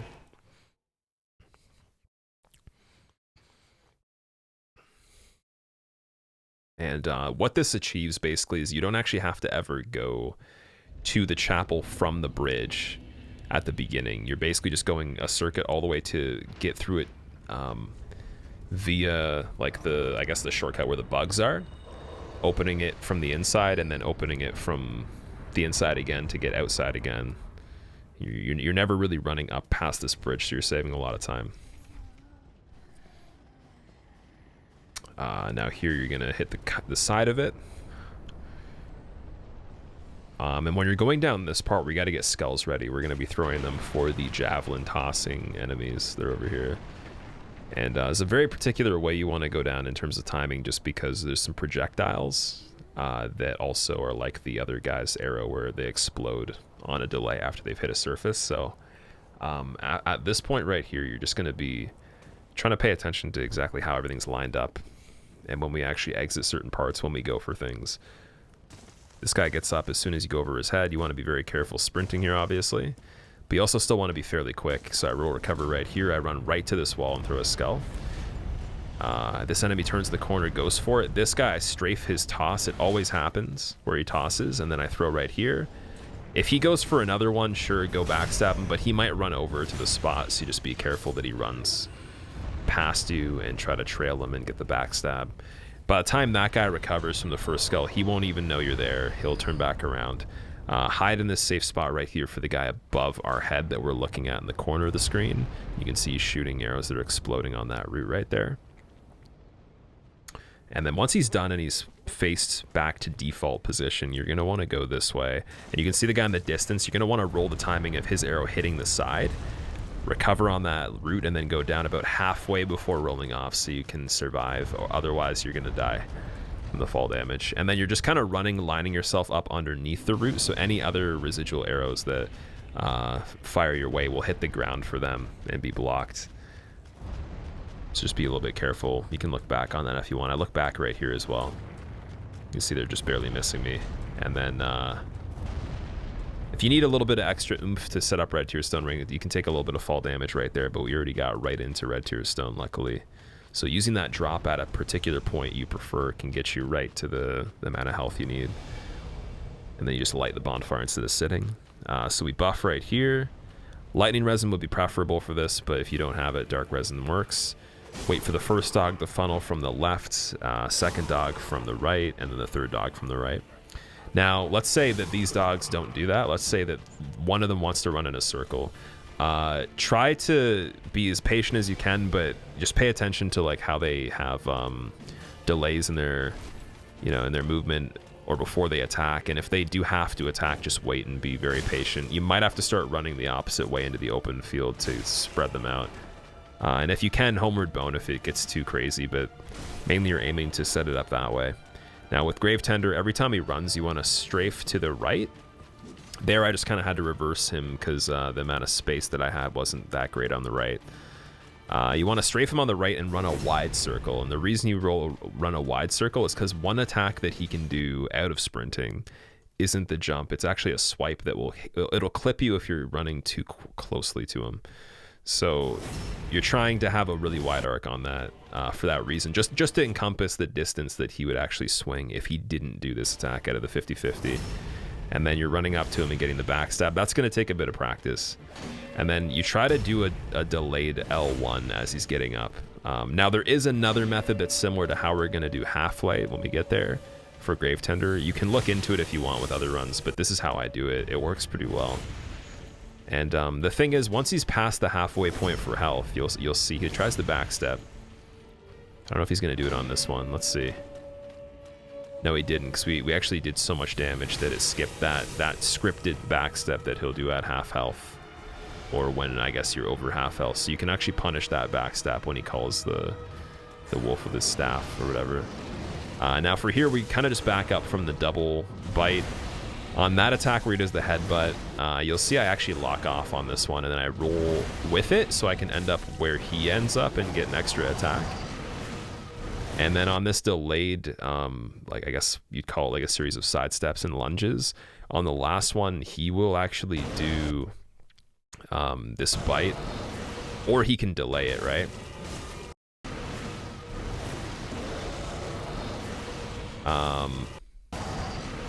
Actually, maybe, I think he might, it might be that delay every single time. So if you're closer to him, when his mouth is just basically opening is when you're going to want to get away if you're close on that. And then you see that we're rolling with the attack, so we can actually end up where he ends up. And I lock off as well, so I'm locked on. I'm locking off mid-roll, turning my camera just to basically end up where he is. And then once he's past half health, he triggers his phase 2. But because our damage is way too high, you just kill him as he's in the middle of it. Pretty simple. Not too bad, and that's DLC 1. Again, there's a lot more that can happen there, but that's the basis of what you're trying to do in the fight, and some really good examples. So now we have 70 dex. We're going to actually push for, I guess, 71 and then 30 endurance. And the endurance is really important for DLC 2, specifically for Halflight. I'm going to point out why once we get there.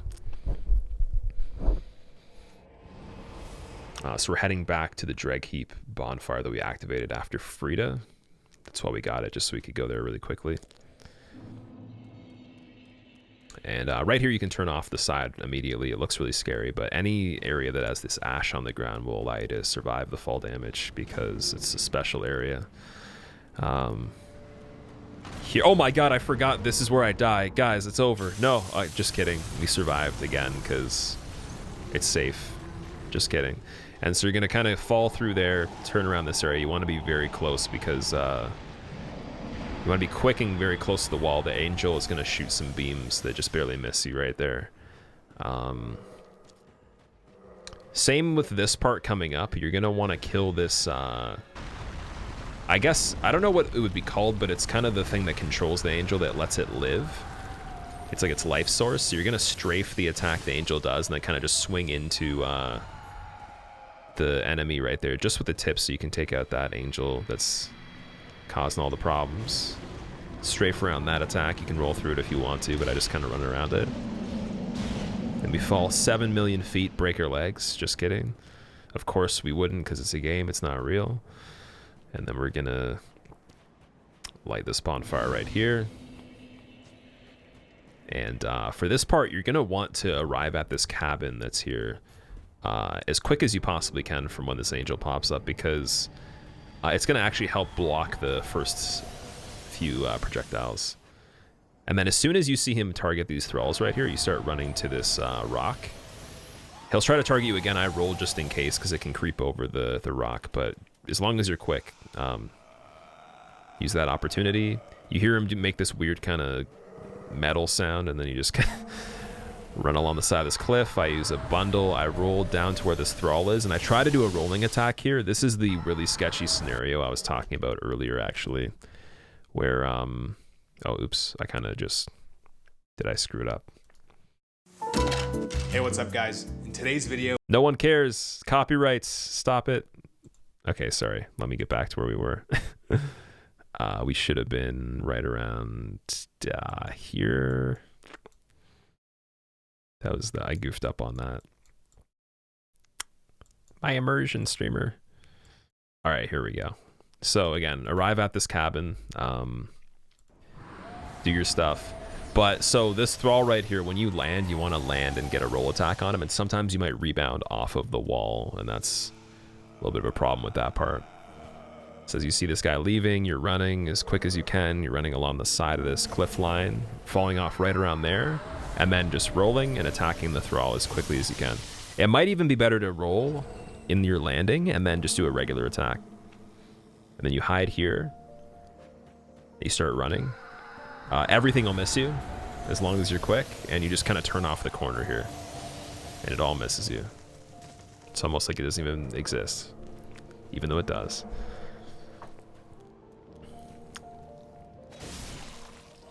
EMR Fish, no, it's not ads on my video or on the tournament video. It's ads on the music that I'm playing right now, because I got a royalty-free playlist playing that has 17 ads randomly out of nowhere.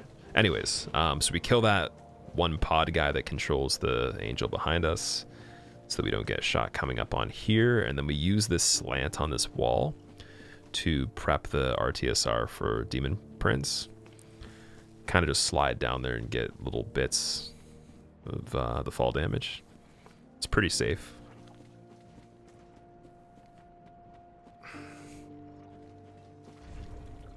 And then we should be good to go for that. This fight would be really, really good with lightning. Actually, no, I think dark actually is better for it. Sorry. My bad. Don't listen to me. Dark is really good for this fight. Use dark. Lightning's good too. Dark's better. I did this the right way. Now, this is going to be an extremely quick and aggressive version of this fight, where we're killing the Midir Demon Prince, not the laser one, which means that's based on the order that you do it. So whatever one you kill first is, or whatever one's left over is the one that dictates the phase 2. So you'll see there's a very precise way of doing this when we start it off. We're aiming to... Here, I'm going to turn this down, actually. So we're aiming to get in the fight, and we're aiming to run to this specific part of the ground right here.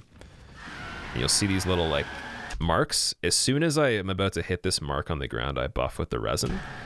This means we have the perfect distance set up so when I've recovered from using the resin, I can run just for a second and then pivot back into where the demon lands without having to roll, and then just get 2 attacks immediately right off the bat. And I can use those attacks to move myself out of the attack that's happening from the other demon as well, all in one package. So here you'll see I do a little bit of a roll to set up the distance, but I'm not actually like rolling his landing, right? And then I'm turning back immediately because he lands right beside me. And you see the trail has already started from the other one. And I'm using the second attack after this initial one to actually move myself physically away from that line.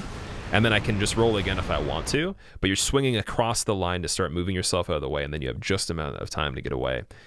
Anytime he does the scrape attack like this, you just walk on the right side and go nuts.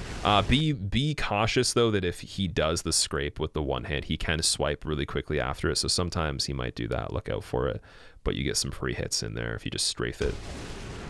You can roll it if you want to, it's up to you. And again, you're just kind of paying attention to these lines that are popping up from the other one, and you're just trying to chase this guy down and kill him really quickly.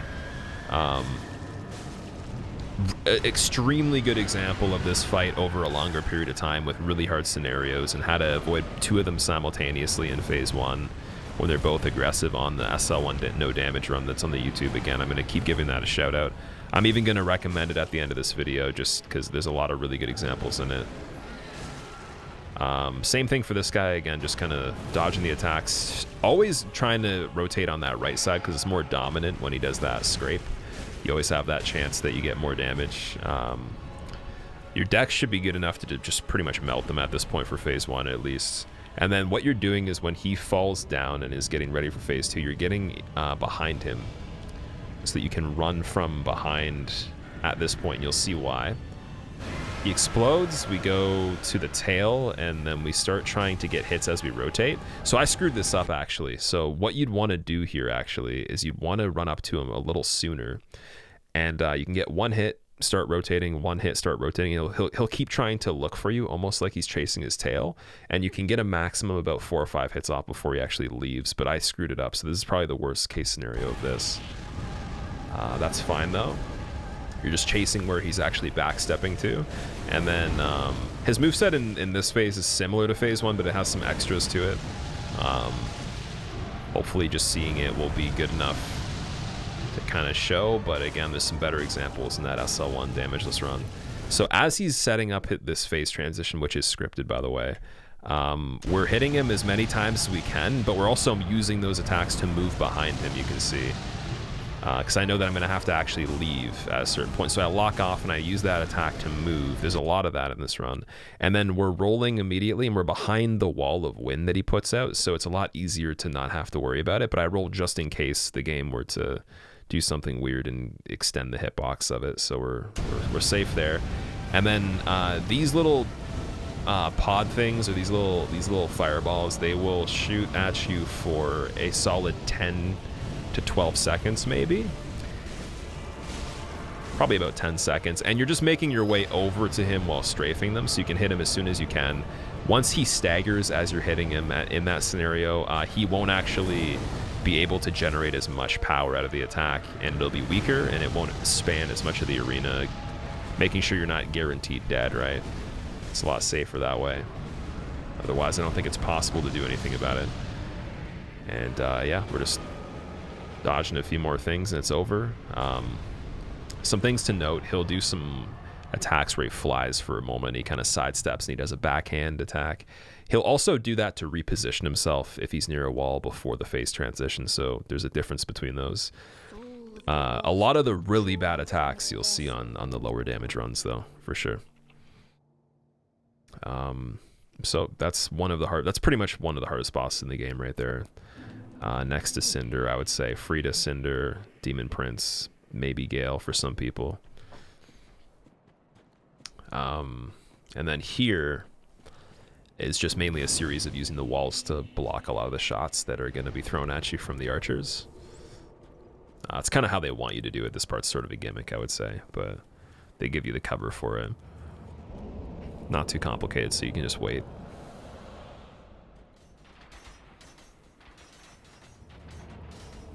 I try to leave a little early if I can, like as soon as the last few are just trickling it, like, you know, out of the corner. So as soon as the ones directly in front of me are gone, I try to leave, and then we go there. Quickly escape off that little ledge. And that's the first part. I would say this DLC is much harder to get through in terms of the running sections, but to each his own. I mean, like, there's definitely some hard stuff that we've done in the first DLC for movement, but this one's a little bit bigger. It's a little bit more specific. One example of that will be, at this point, there'll be a guy that'll push you off the ledge if you don't run really far along the ledge. Easiest way to have to deal with this right here, just because committing to rolling the attack is much harder. So if you can ever space something consistently, you're always going to want to do that, because there's less commitment, there's less risk, there's less variables in it that are needed. So you just run that line on that ledge and you're fine. He misses you.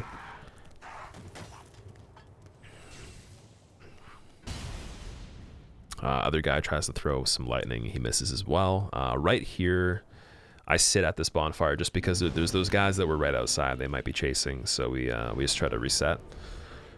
And then here there's going to be a dude that tries to get you right away. Boom, roll that. Or kind of do a wide arc around him if you can. He'll miss. Try to be very fast here if you can. Just not get caught up in the curse. And this next part will be very important to be quick as well. There'll be these circles that will appear below you that will drain damage as soon as you're in it for like half a second. So you're going to want to keep moving out of these circles that appear. And to do that, sprint, fall off here, roll back immediately on that angle. The doorway should be right as so. Keep running. Every time there's no circle, manage your stamina and recover it, and then start sprinting again. Take this left path right here, and then on these three guys, so what you're aiming for is that the one that's on the far side here on the right can't reach you because you're already in this position before he can do anything. So only this one right here will be able to actually attack and connect for the first part right here. So you're only paying attention to him. You don't care about what this guy's doing. You're only paying attention to him for the first part. You're waiting. So he did the delayed slam. So I wait, I roll it. And then this guy right here does the quick one-handed. I roll immediately again. That guy doesn't matter. He doesn't exist. We can pretend he doesn't exist at least, and we keep running because there's those circles popping up that will drain the health. This part is, as long as you're arriving as soon as you possibly can, this guy on the left doesn't matter either. He'll never be able to reach you. It's impossible. This guy you're only paying attention to, and I roll twice just for good measure, just in case something weird happened here, and try to hug the wall as quick as I can. I think what I did here, I actually hesitated because I was going to hit the bonfire. If you're learning this run, hit more bonfires than I do. Highly recommend it. Like, there's one off to the right there.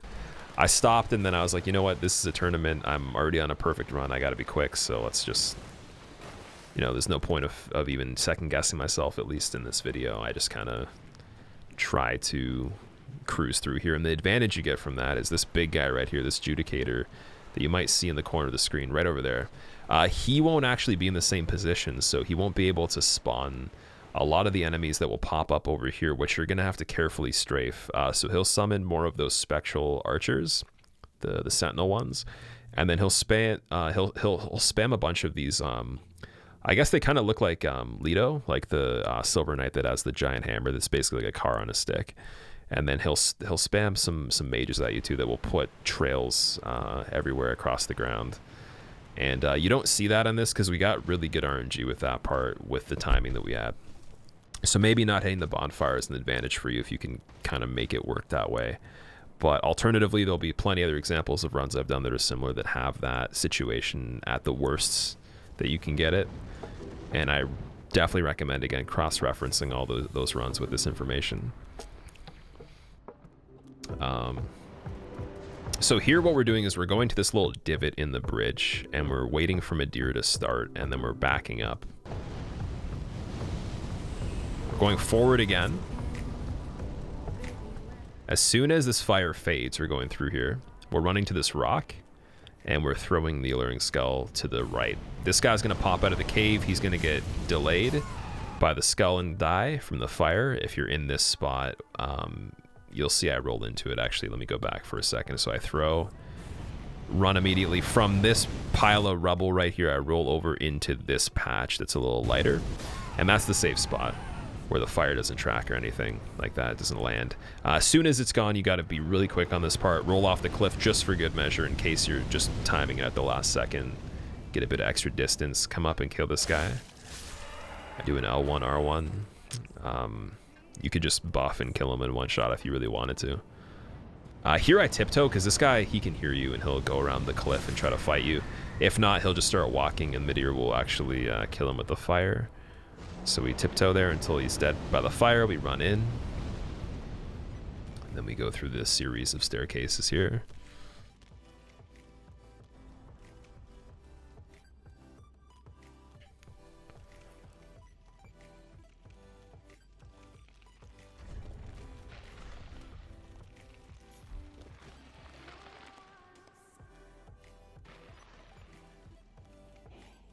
And I guess what you're doing here is you're just following this path. Pretty simple. Nothing crazy going on yet. This next part, you're going to be coming up on Midir, where you actually have to like knock him off the bridge. And for that, there's some things to watch out for, but there's a pretty simple way of going about it. And you'll see I'll point out the spots that you want to be in. Initially, just to be safe, I go to the corner. The fire cannot hit you in this spot if he's not doing the attack that addresses this spot, and he will never start with that attack. He'll always be missing you right off the bat there. So go in the corner, then as soon as he breathes fire to the corner on this second attack, like you just saw, you can go hit his arm. You can roll back through the swipe. I like to do that just to kind of get back in position again. Hit his wrist right here a few times if you want to, but then go to this rock if he's blowing the fire from the other side of the bridge.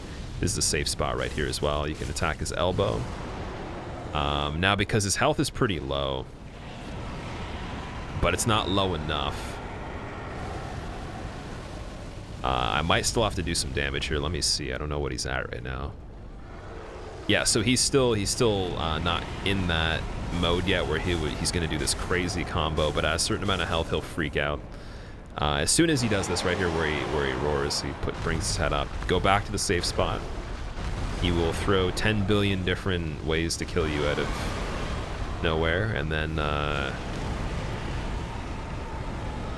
you will be safe because there's a safe spot, and then you just wait for the fire to fade, get back in there. I like to roll on this just in case so it doesn't clip me because I've died to just sprinting underneath that. And then, yeah, just finish him off. Just note that safe spot by the elbow when he breathes from the other side of the bridge, and when he scrapes the ground and all that, those timings for the dodging if you want to dodge into it. Most important stuff. Mind the safe spot. Mind his health. When it's at about 30% left, 40%, he'll usually do that combo, so you can always just wait it out and you'll be fine. I use the Demon Prince Soul right here to get just the last bit of upgrade potential for the character. I'm not sure if we leveled again at this point though, so Let me see. Okay, I do go back to level one more time because I'm really trying to get a lot of damage here. On this run, this is the first time I ever actually did a new strat for Halflight, and it's the most recent method that's been discovered for him, so I think that I want more damage just for that reason. Or I guess we go more endurance, yeah, so that's important too, and you'll see why once we actually get there.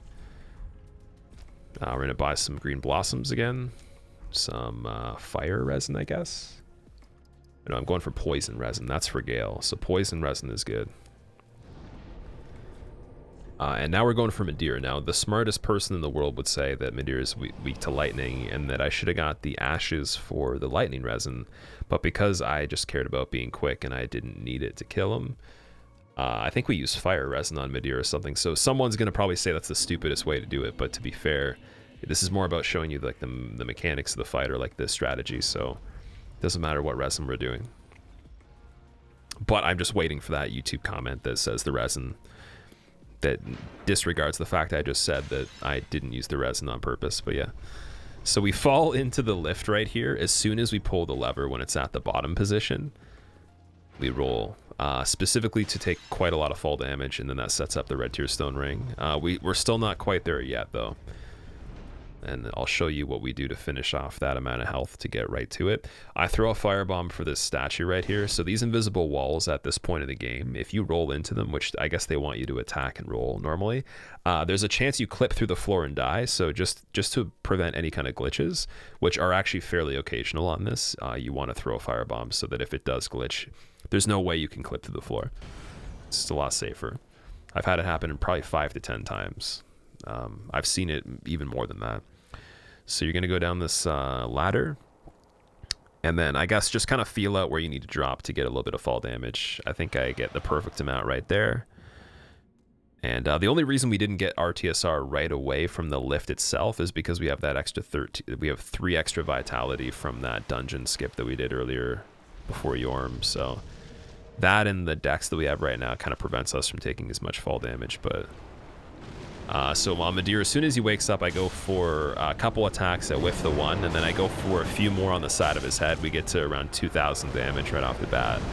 I'd say you could probably hit up to 2,500 if you get all the attacks, and you have lightning resin, probably more.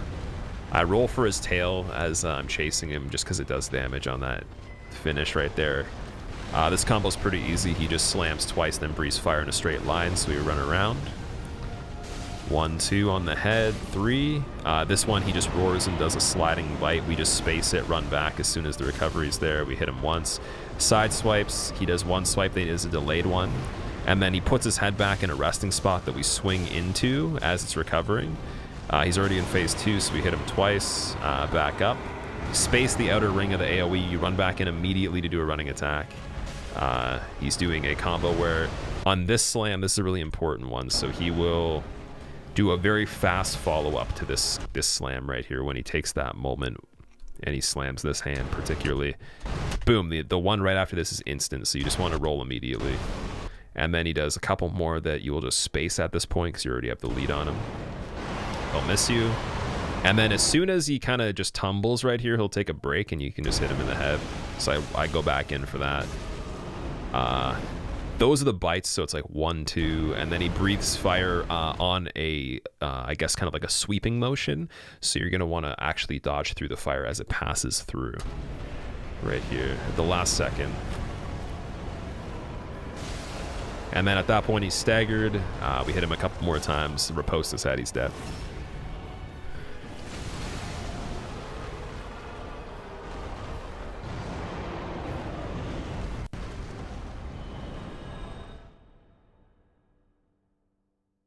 Joe Rogan podcast budget. So the world might be mended. That's hilarious. Stop. Thank you for the compliment. I appreciate it.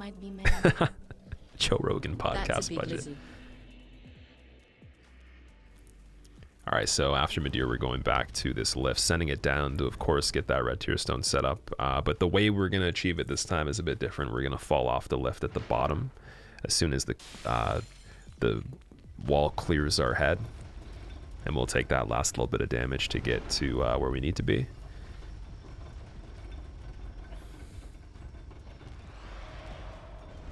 So what you could do here is you could pick up Chloranthy Ring +3 if you wanted to on that little statue. You can fall through the wall where Midir is, halfway up that shaft, and then turn right instead of going left to Midir, and you can get Chloranthy +3 if you really want to.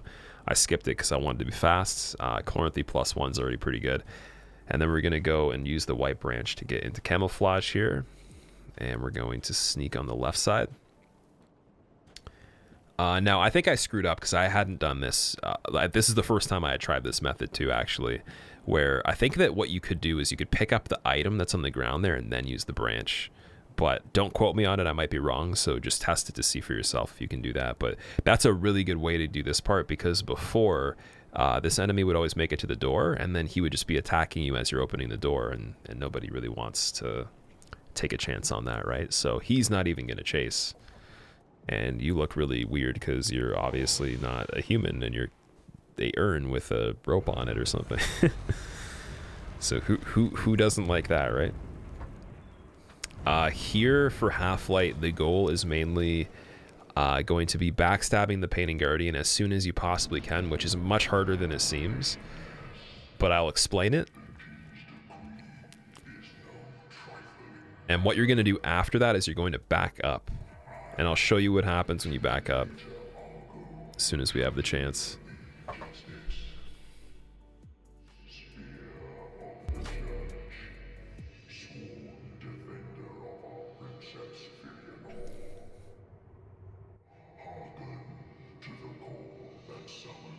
So after the longest speech of the entire game, you set up right around this spot right here. The Painting Guardian pops up. I use a bundle to do the most damage I can. And honestly, the best timing I've found, or the best reference for getting this backstab, is the ponytail on the helmet or on the hat swaying into the down position.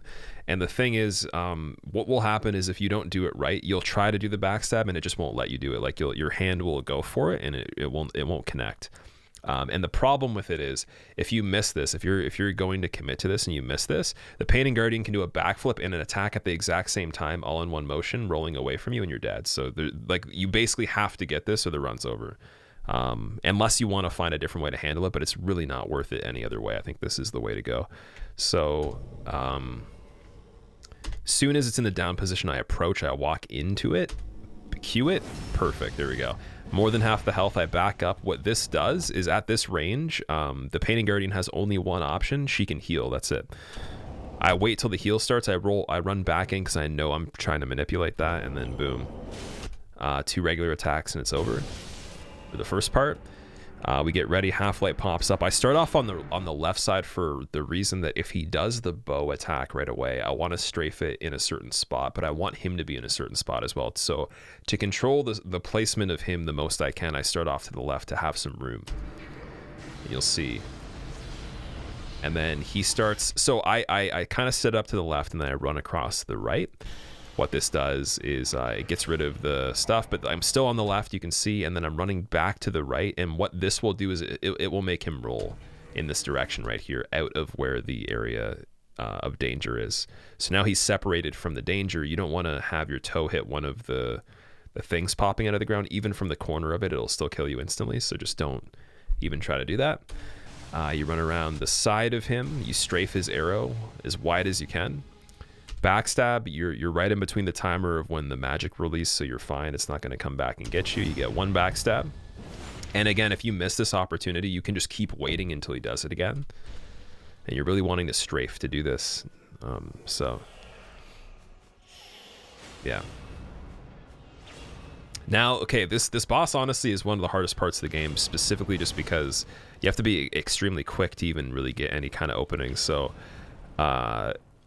it's not like he's going to just miss an attack and let you hit him easily. You're going to basically want to be aware that the timer of the magic that pops up over his head is on a cycle of around 10 seconds or so. So we'll say 10 to 12, maybe at the most 15 seconds. I don't know the exact count. Something around there. You're going to want to have a rough feeling of how long it's going to be until it pops up again, because as soon as you commit to something and it's popping up, or it does after he gets back up again, it can be really dangerous. So just make sure you know that it's a safe time to actually engage in between that cycle. And then what you're doing is you're basically kind of strafing. I like to go to the left. You can go to the right if you really want to, but you're basically strafing, and you're waiting for him to slam and put one of those streaks down the ground. And as soon as he hits the ground, you're running and you're hitting him, because that's really the only time you have to do it, other than those backstabs. And what we're doing is we're setting up precisely the amount of health we need to finish him off. So I did 1 backstab unbuffed, I believe. And then we have a unbuffed R1 as well, right here with the amount of dex that we had going into this. So it's over 70 at this point, I believe. But just enough health to not send him into phase 2. You want to have him on that line. And I'm waiting very patiently to do this. And you'll see when I do it what I mean about the timing. So you'll see I'm doing mini sprints as well, because I'm testing to see if he'll actually go for it. And then, so what that means is if I do those mini sprints, I'm already committed to the first part of the action, and I'm not slow that way, right? I'm getting ready to basically pounce, right? Because if you just waited and then you started running, it wouldn't be fast enough. You'd have to already be running as he does it. So you kind of want to lead on that, and you'll see me do this a lot.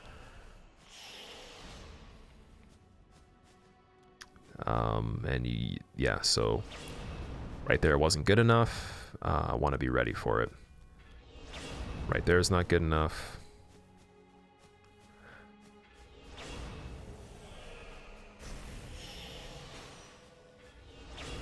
Oh, you know what, actually? I think we already got our extra damage on him, didn't we?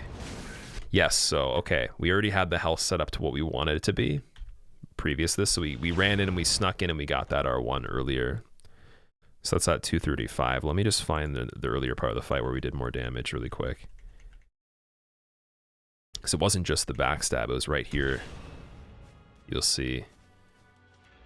As soon as he's slamming, I'm already sprinting towards him. You can see I'm right beside where the trail will pop up. And then I'm already doing an L1 from about 5 feet so that I'm swinging into where he is. I'm not actually reaching him and then attacking, because you don't have enough time to do it that way. So you have to swing into him, closing the gap perfectly as you reach him at the end of the attack. And then that's basically what you're looking for on that. And then... So this part is where the combo happens, which is the new strat. So you're doing the same thing, but the problem with this part is that you can't just run into him. You actually have to delay your sprint for like half a second so that the game doesn't think you're doing your running attack. You have to reset it to do a stationary attack to start off, and that is the only way you'll do it. So you see that the timing on this is very precise. It's going to take probably a little bit of practice. It took me quite a bit, and I play the game a lot, so... Again, you can see that I buff, and then that this magic is gone now, so it's going to be another, what, 12 seconds or so until it pops back up. He slams, boom, I'm already beside. I run up, but I can't get it, so I wait. He slams, I run up, and then I have a dead stop. I don't just go into a running attack. I dead stop, and I'm attacking from a distance into him as he's about to retaliate. And you can see he's in his weapon art. He's already halfway through his attack, but I'm probably about 60 to 70% through mine. So I interrupt him. I win the trade up by a little bit. And he just barely misses me because I interrupt just a little sooner. And as soon as you do that L1, you want to do an R2 after it. And you want to just keep following back and forth with the L1 R2 until your stamina is gone or he's dead, basically. And that's how you finish him off. So you see, I kind of tap the buttons rapidly to make sure the input gets queued immediately, but you're just alternating those as soon as you get that opening. But you cannot do a running attack. You have to start off with a stationary L1, and that's the hardest part of the entire fight, is actually being able to set that up where you trade with him, but you beat him to the trade by like a fraction of a second. That's basically the idea there, and it's the best strategy that I think has been found for that. Because as long as you're good, as long as you're skillful, you can win. There's no random shenanigans. It's such a good method. So now we're at Gael, the last boss of the run. So for Gael, the goal is actually that you want to poison him so that his health is ticking while you're fighting him, and it kind of makes phase 2 a little bit easier. So ideally what I'd recommend is go into the fight where you're trying to get him poisoned, where it ticks into phase 2. And then while you're fighting him phase 2, after that cutscene, he's already having his health drained, and then you can just make the phase 2 faster. On this, I don't do that properly, so I fail to do that. And then we just end up fighting him normally, but it'll be a pretty good example, though. I'll try to point out everything I can on it. So I have the green blossom that I eat. I switch to human pine resin. I buff up right before the cutscene. Planning to do a delayed poison setup on him, but I don't get it. So he has a lot of attacks phase 1 that are very tricky to determine just because they look like they're all just going to bait you into something. Learning his moveset for this whole fight is important.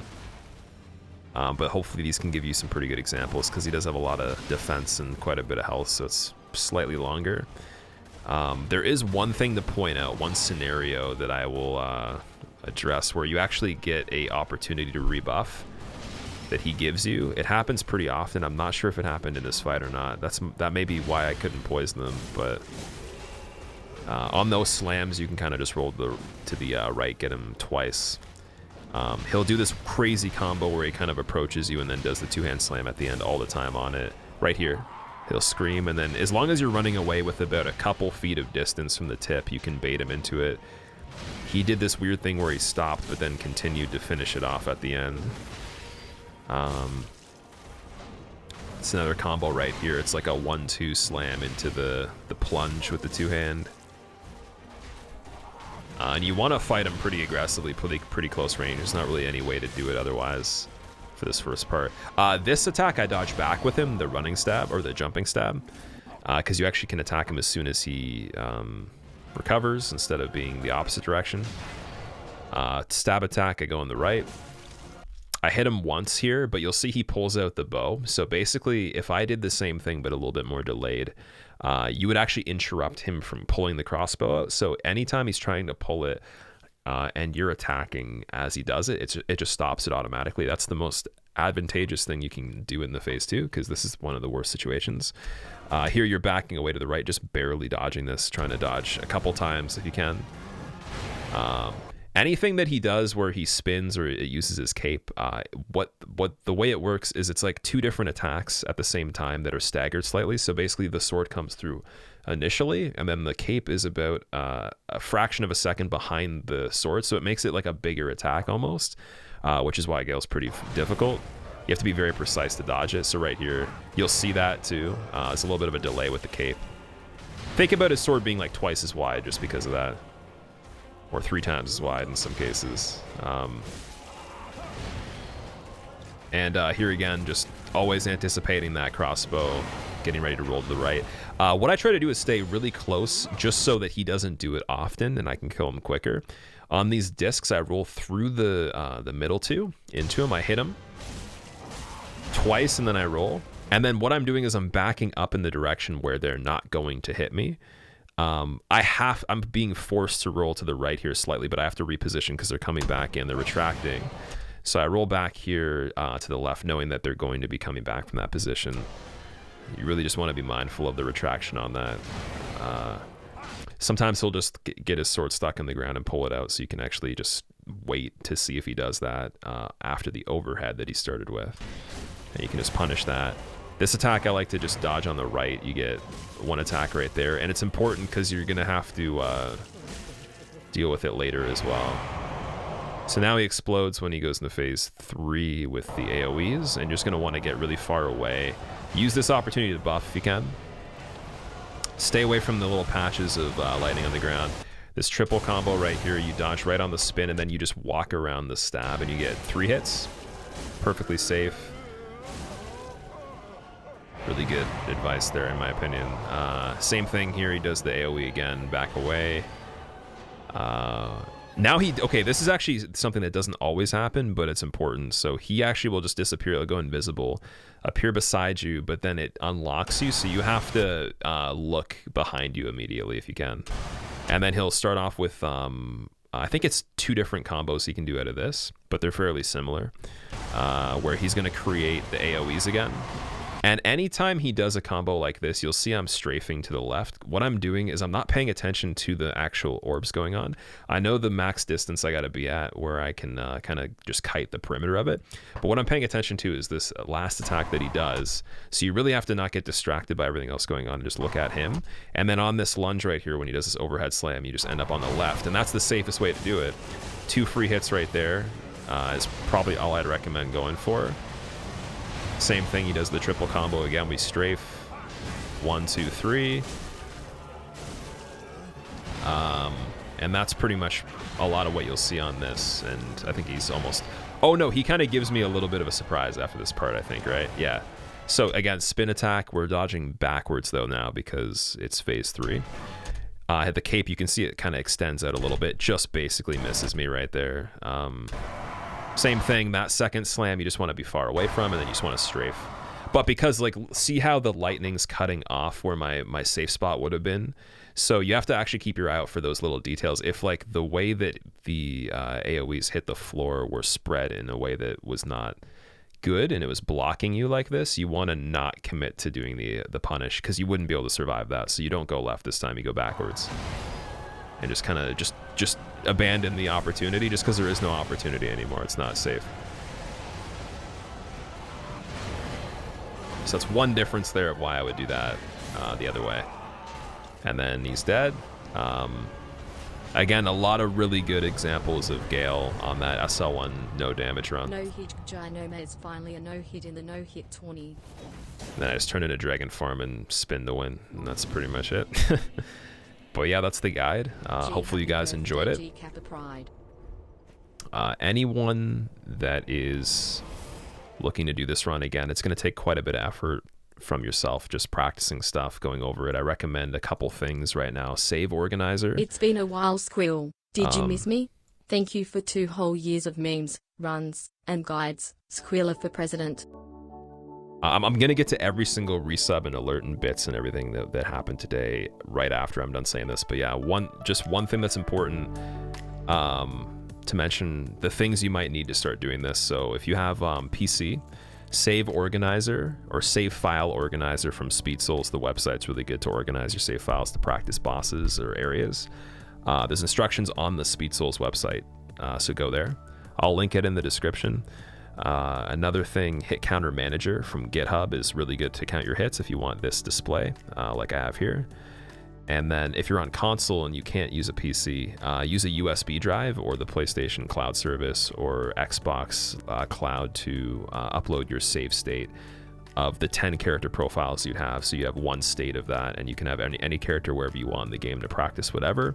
You're going to have to play the run to get it to that part and then make the save state and refresh it whenever you need to practice, but that's how everybody does it. That's basically the way to do it. And if you want, again, better advice, I'm going to be linking at the end of this video a direct link to the SL1 0 damage run on screen that has all the really long fights that are extended, really good examples of how to handle everything. And yeah, thank you everybody for watching that's in chat right now. We're going to do like a little bit of a question segment. So if you guys have any questions about anything that happened in the run for the next like 10 minutes, I'll take any questions and then we'll read all the alerts.